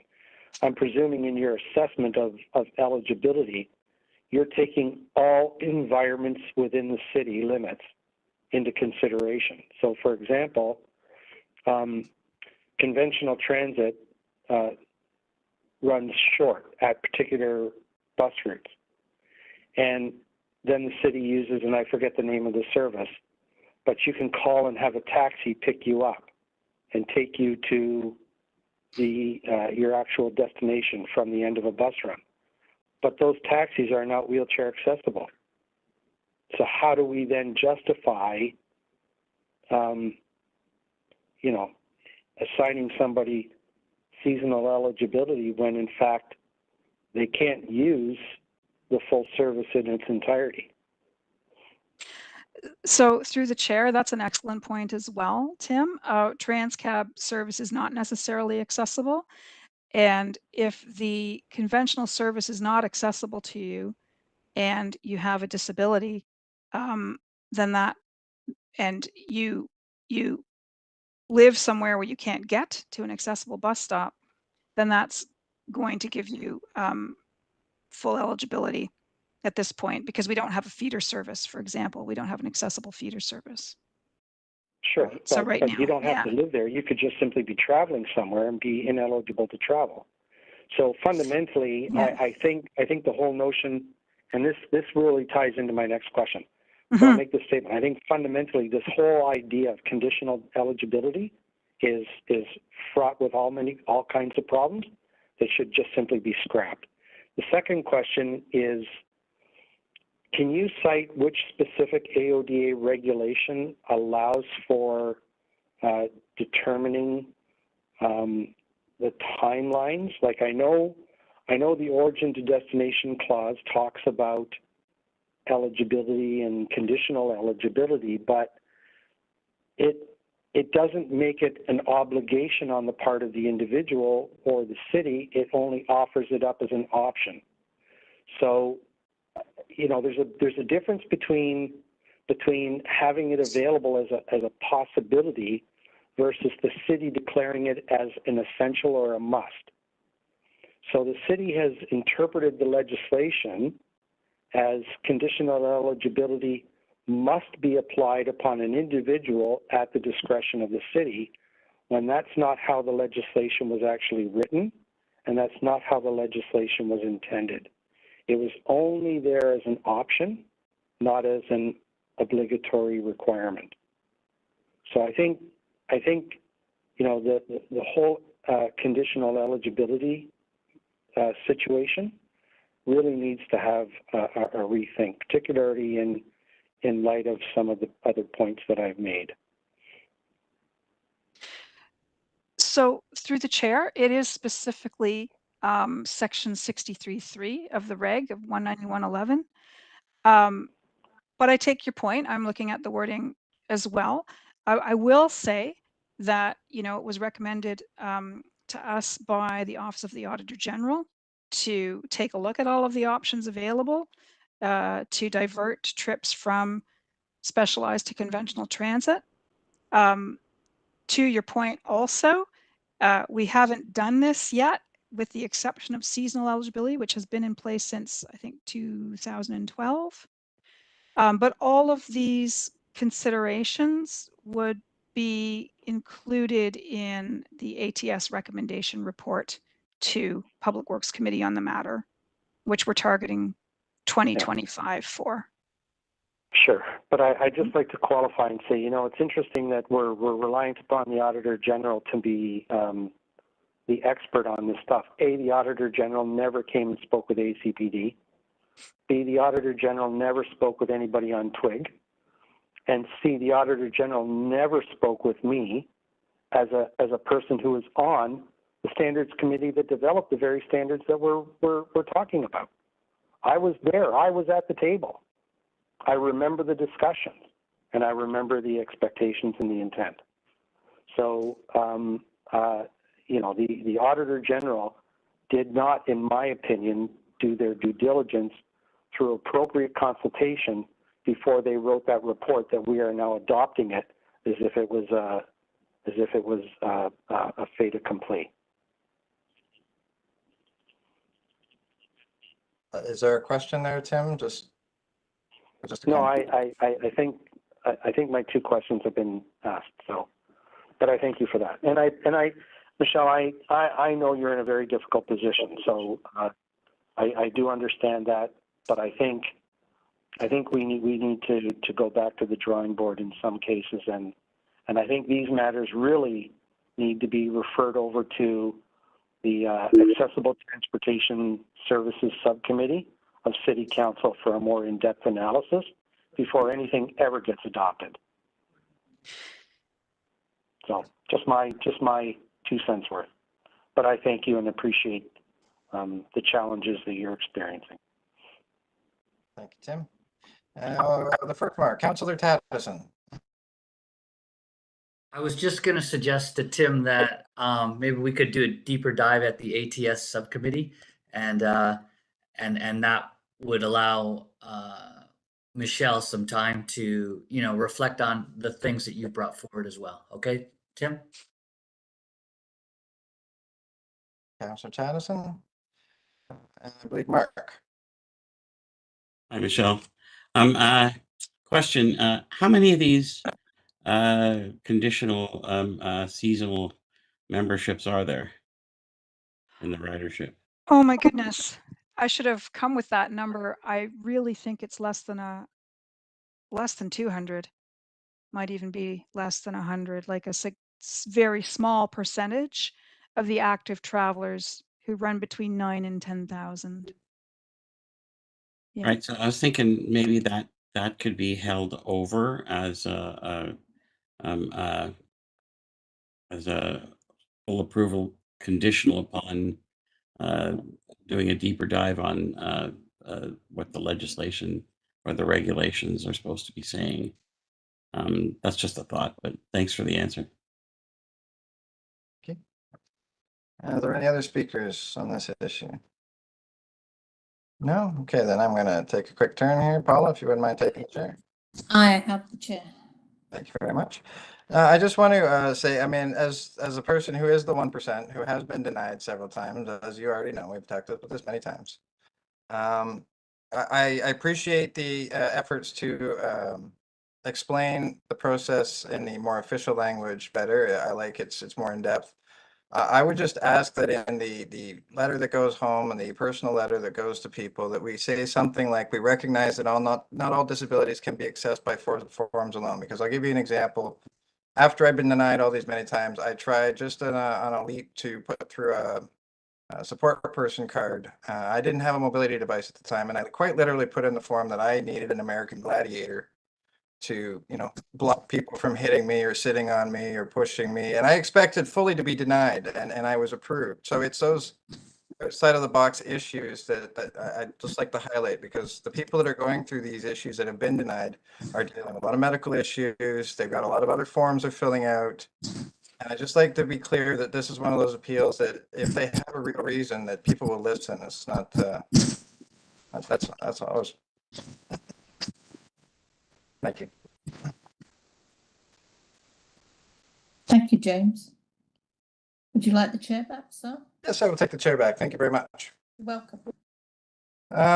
Okay, so can I please have a mover and a seconder to receive Michelle's presentation? Put your hands up all at once. Paula? Anybody else? I got Hope. Thank you, Paula and Hope. Awesome. Now, is there any opposed to receiving the presentation? Seeing none, stave your hand up there, Mark. I'll need it in a second. So that's carried. Now, can I have a mover and a seconder to receive the policy and procedure that was attached today? I got Mark, and I see some Michael scratches no, so I'm going to say Michael in there. Yeah, I got you. Okay. Is there any opposed to receiving receive the policy and procedure? Seeing none. Okay, that is received. Thank you very much, everybody. Thank you, Michelle, for coming. I appreciate you taking the time. Thanks, everyone. Bye-bye. Thank you. Okay, consent items. In the interest of time, we are going to hear all consent items 9.1 to 9.6 and then receive them together at the end. So the first up is built. So Paula, if I could ask you to please take the chair. Unmuted.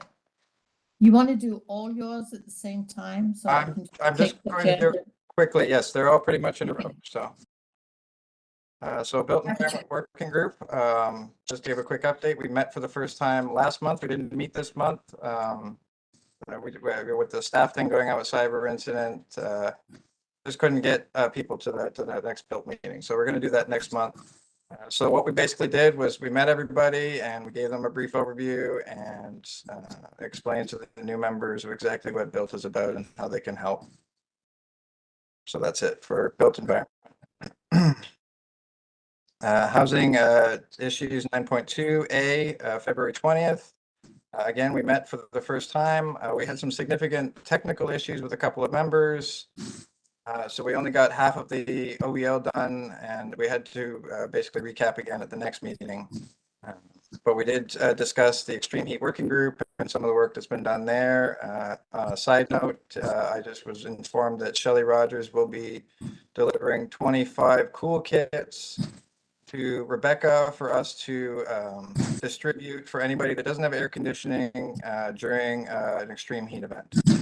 These are trial run boxes. They contain ice packs, cooling cloths, water, and I can't remember everything that was in it, but there was a good pack in there. So I'll just give you that update.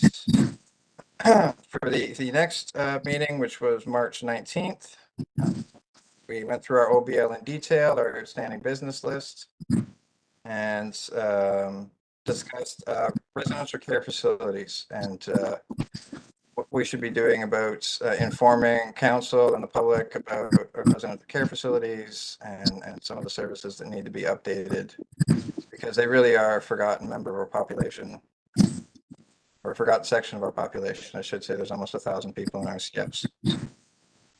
And that's it for housing. Outreach working group update. We met 3 times. I only have 2 meeting notes. The third one was just last week.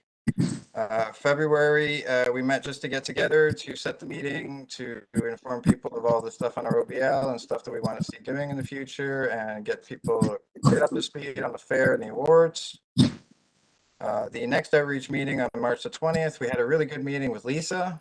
Lisa Maychek, sorry, I had a brain fade there, from Seniors Aging and SAC to discuss how they set up the Seniors Award and how they run their fairs as a group.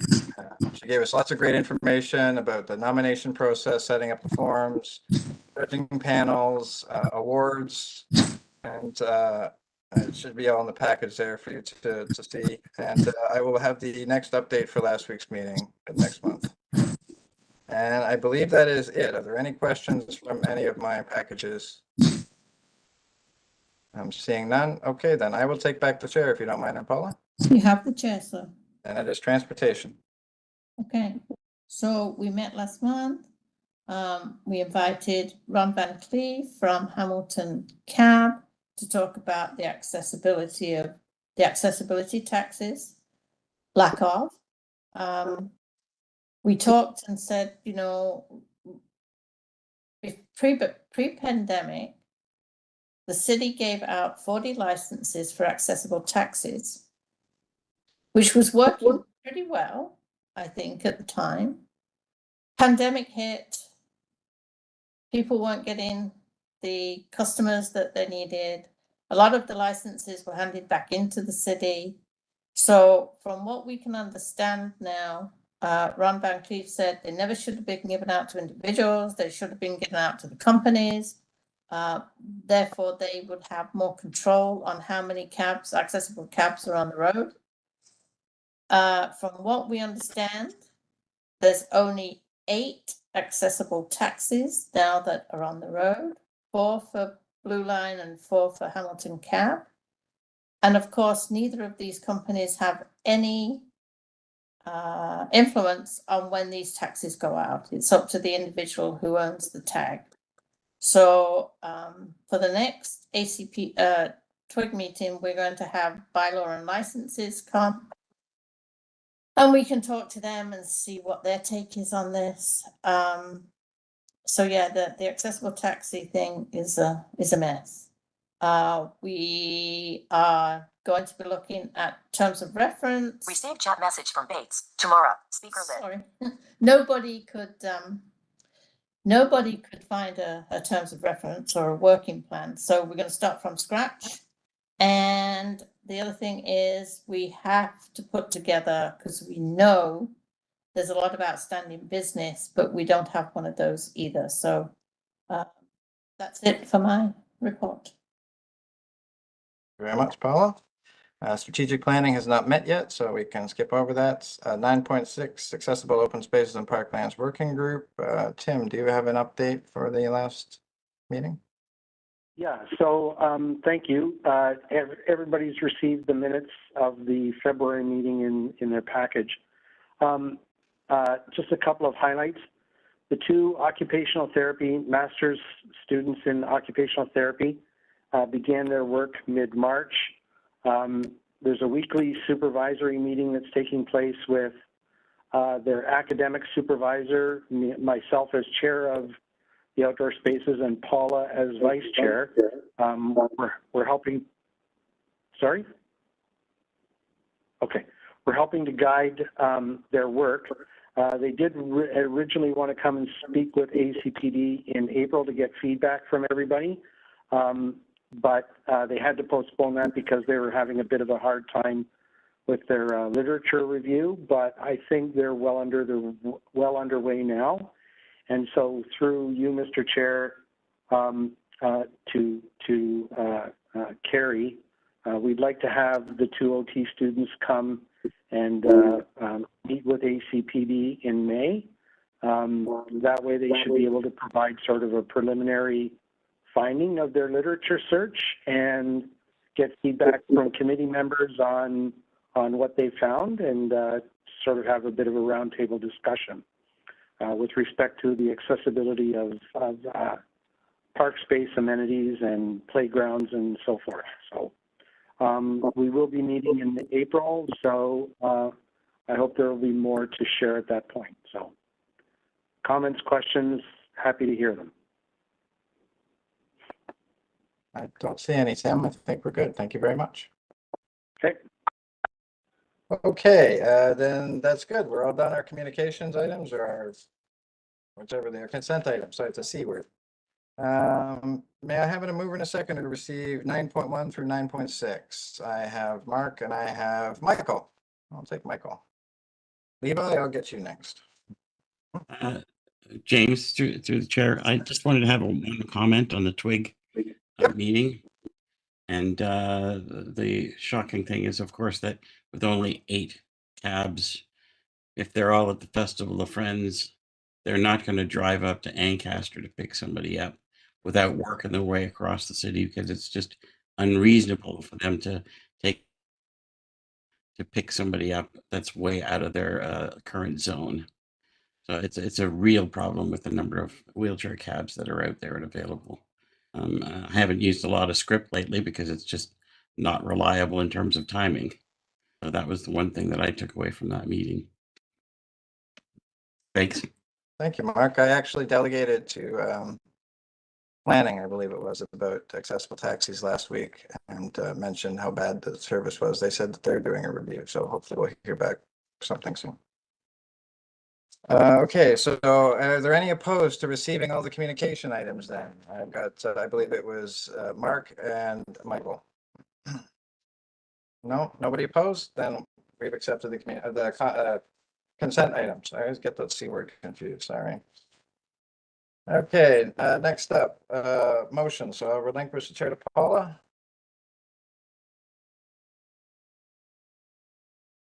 Unmuted. And I won't extra pay for this. I take the chair. Thank you very much. Now, this motion is about purchasing an annual Canva account. Canva is a graphic design program for anybody who's not aware of it. I've used it for the whole past term to do all of our media projects, but it's been very problematic. You can't resize things. You can't have access to their entire library. They have all sorts of restrictions. And as we're doing more and more graphic design work, I think it's important that we at least try to try the full account and see if it actually helps us out more and if it's worth the value. So I will read the motion out.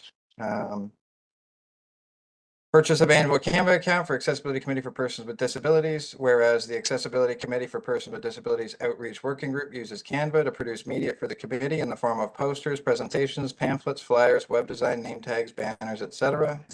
Received Whereas a message from Bates tomorrow. the free version of Canva is difficult to utilize as the service is very restricted, and whereas a single user account for Canva can be purchased at a cost of $167.49 to be shared among all members of the committee. Therefore, be it resolved that the cost of $167.49 from the Accessibility Committee for Persons with Disabilities 2024 budget to purchase an annual Canva account be approved. Thank you, James. Do we have any discussion on the motion? I have a question, if that's all right. Yes. You need to seconder first. Sorry to interrupt. Sorry, Tamara. Can I have a seconder for the motion? Hope has her hand Lance raised. will second. Okay, thank you. Seconded by Lance. Okay, question. It's in retort to what you were saying. I was just wondering if we could be using any open source software like Inkscape, because it is quite expensive, Canva. And also they have a nonprofit stream, Canva. If you look on their website, they may be able to supply us with a discount. Through the chair, Canva, the nonprofits thing is for actual nonprofits. As we're technically classed as a political group, we don't qualify for nonprofit status, so we don't get to tap into that. I've not heard of this open source product you're discussing or you described. I'm not familiar with it. I do know that a lot of city groups use Canva. I know that Jocelyn's department and whatnot uses Canva as well in their presentations. It's just something that we're familiar with. And the $167 on an annual account is actually saving us a significant amount of money as well. Okay. That answers your questions. Any other questions for James? Yeah, Tim Nolan here. I have a question. I raised my hand, but I guess it didn't get picked up. Sorry, Tim. I'm just kind of curious. Why are we doing all of this work ourselves rather than having the city undertake this work? I mean, we are a subcommittee of council. Doesn't that mean that anything that comes from this group must be undertaken by the city rather than us individually? I'm just curious, why is the city not stepping in on this stuff instead of us? James? Through the chair, as I understand it, we, even as a subcommittee, we still follow the same rules that we had to follow last term. We do not get staff support for working groups and working group projects unless it's been determined like we can have some support for the fair and the awards. We will be working with communications on the fair and the awards, but we also have to work on some of our own product as well. For example, we'll be responsible still for the website.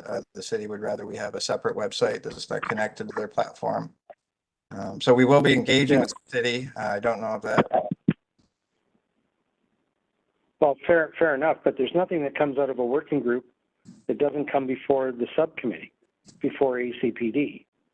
So there's no working group that can unilaterally go out and undertake some kind of effort, particularly to produce some kind of written promotional information. So everything must be approved by ACPD and ultimately approved by council. So fair enough that we get staff support to the committee, but I think this perhaps warrants a bit of a conversation with city council about other work that comes, because we're a unique committee, but notwithstanding that,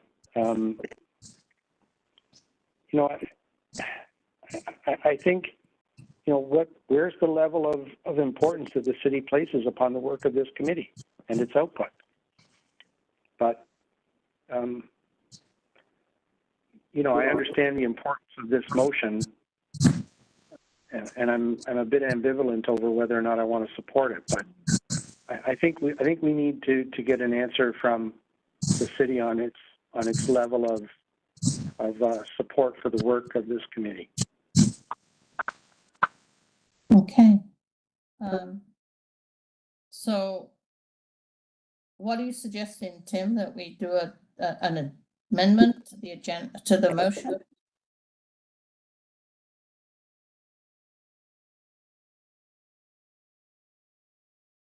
No, I'm not suggesting an amendment in particular. I think I would almost suggest that we table the motion for now, and we get an answer to that question. What's the, where's City Council on this matter in terms of directing that we get the appropriate supports for the output of this committee? I appreciate that we're not going to get anywhere on staff support for working groups, but again, anything that comes from a working group comes before this committee, and this committee is producing output. And I think we need to get an answer from council on that matter. So I would table this motion fundamentally. That would be my proposal. I'm not sure we can in the because we don't have time. Sorry. Yes. Mark has his hand up. Oh, sorry, Mark. I take Tim's note that I don't see any really difference between the accessible committee for persons with disabilities and the advisory committee for persons with disability. I kind of assumed that would involve a recognition of the type and level of work that we do. But I think that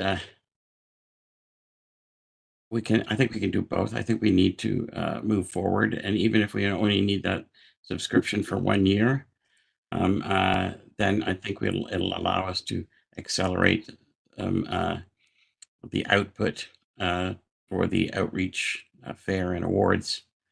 And maybe, I think the products still have to come before ACPD anyway, so that tabling it now and then would put us behind the 8 ball by at least a month. And I think seeing if we can get this approved now, but I think also asking city, I don't know, in a motion, what's the difference between accessibility and advisory in practical terms? I mean, we are a subcommittee, but what's the level of support that we can expect more than if we were just advisory? Those are my thoughts. I don't like the idea of tabling this motion now, only because we're always in a time crunch on this, and now we got the awards as well. Those are just my thoughts anyway. Thank you, Mark. And of course, we have to think of the cyber attack too. So, getting staff to do stuff for us might be a little more difficult. But anyway, so James. James had his hand up. Yes. I was just saying that, yes, we probably should be getting this on because we have media that needs to be produced.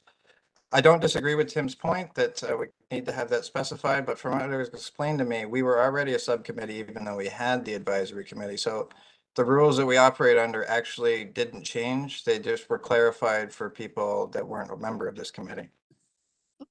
Right. Okay. Do we have any more questions for James? Not seeing any, Paula. Seeing none, then can I have a vote on the motion, please? All in favor? Any opposed? Any opposed? No? Okay. The motion is passed. And I take back the chair. Thank you very much, You Paul. may have the chair. General information, other business. Is there any other general information, other business that would take a minute because we're already over our time? I have a question for Carrie. Okay. I'm not sure who had their hand up, but Paula, go first. Sure. Oh, sorry. Can I just ask, how do I put my name on Built Environment Working Group? You can do that by a motion, Paula. Okay, so I have to do it at the next. If you can do it at the next meeting, yep. Or can I do it at this meeting? You can do it at this meeting. Okay, can I do that then? Received chat message from Go ahead. Biggs. Laura, speak. Okay, I'd just like to have a motion that I would be allowed to be a member of the Built Environment Working Group for this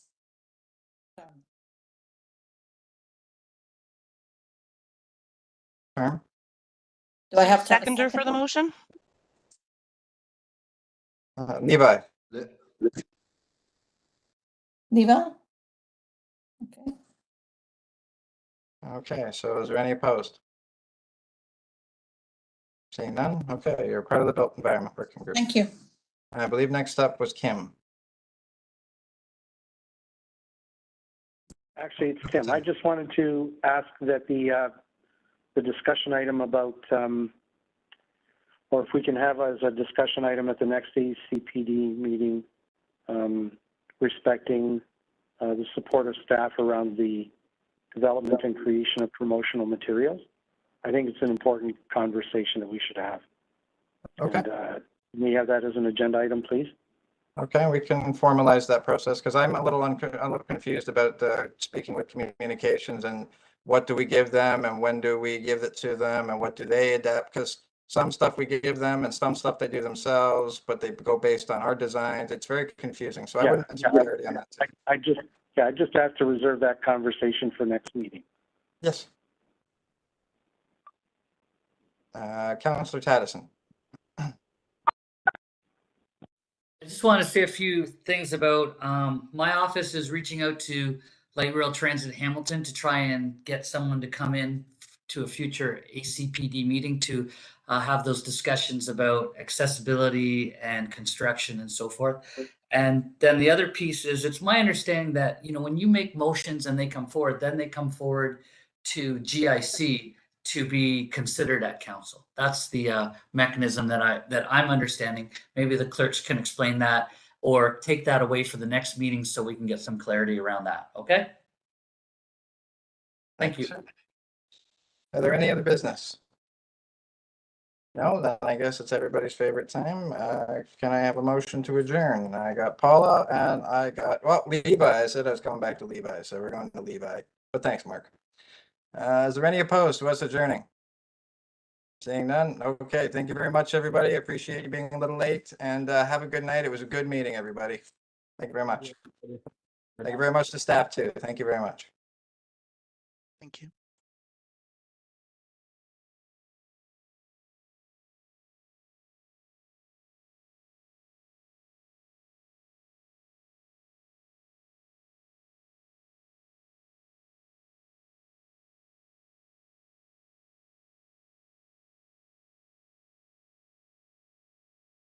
Mary, you still there?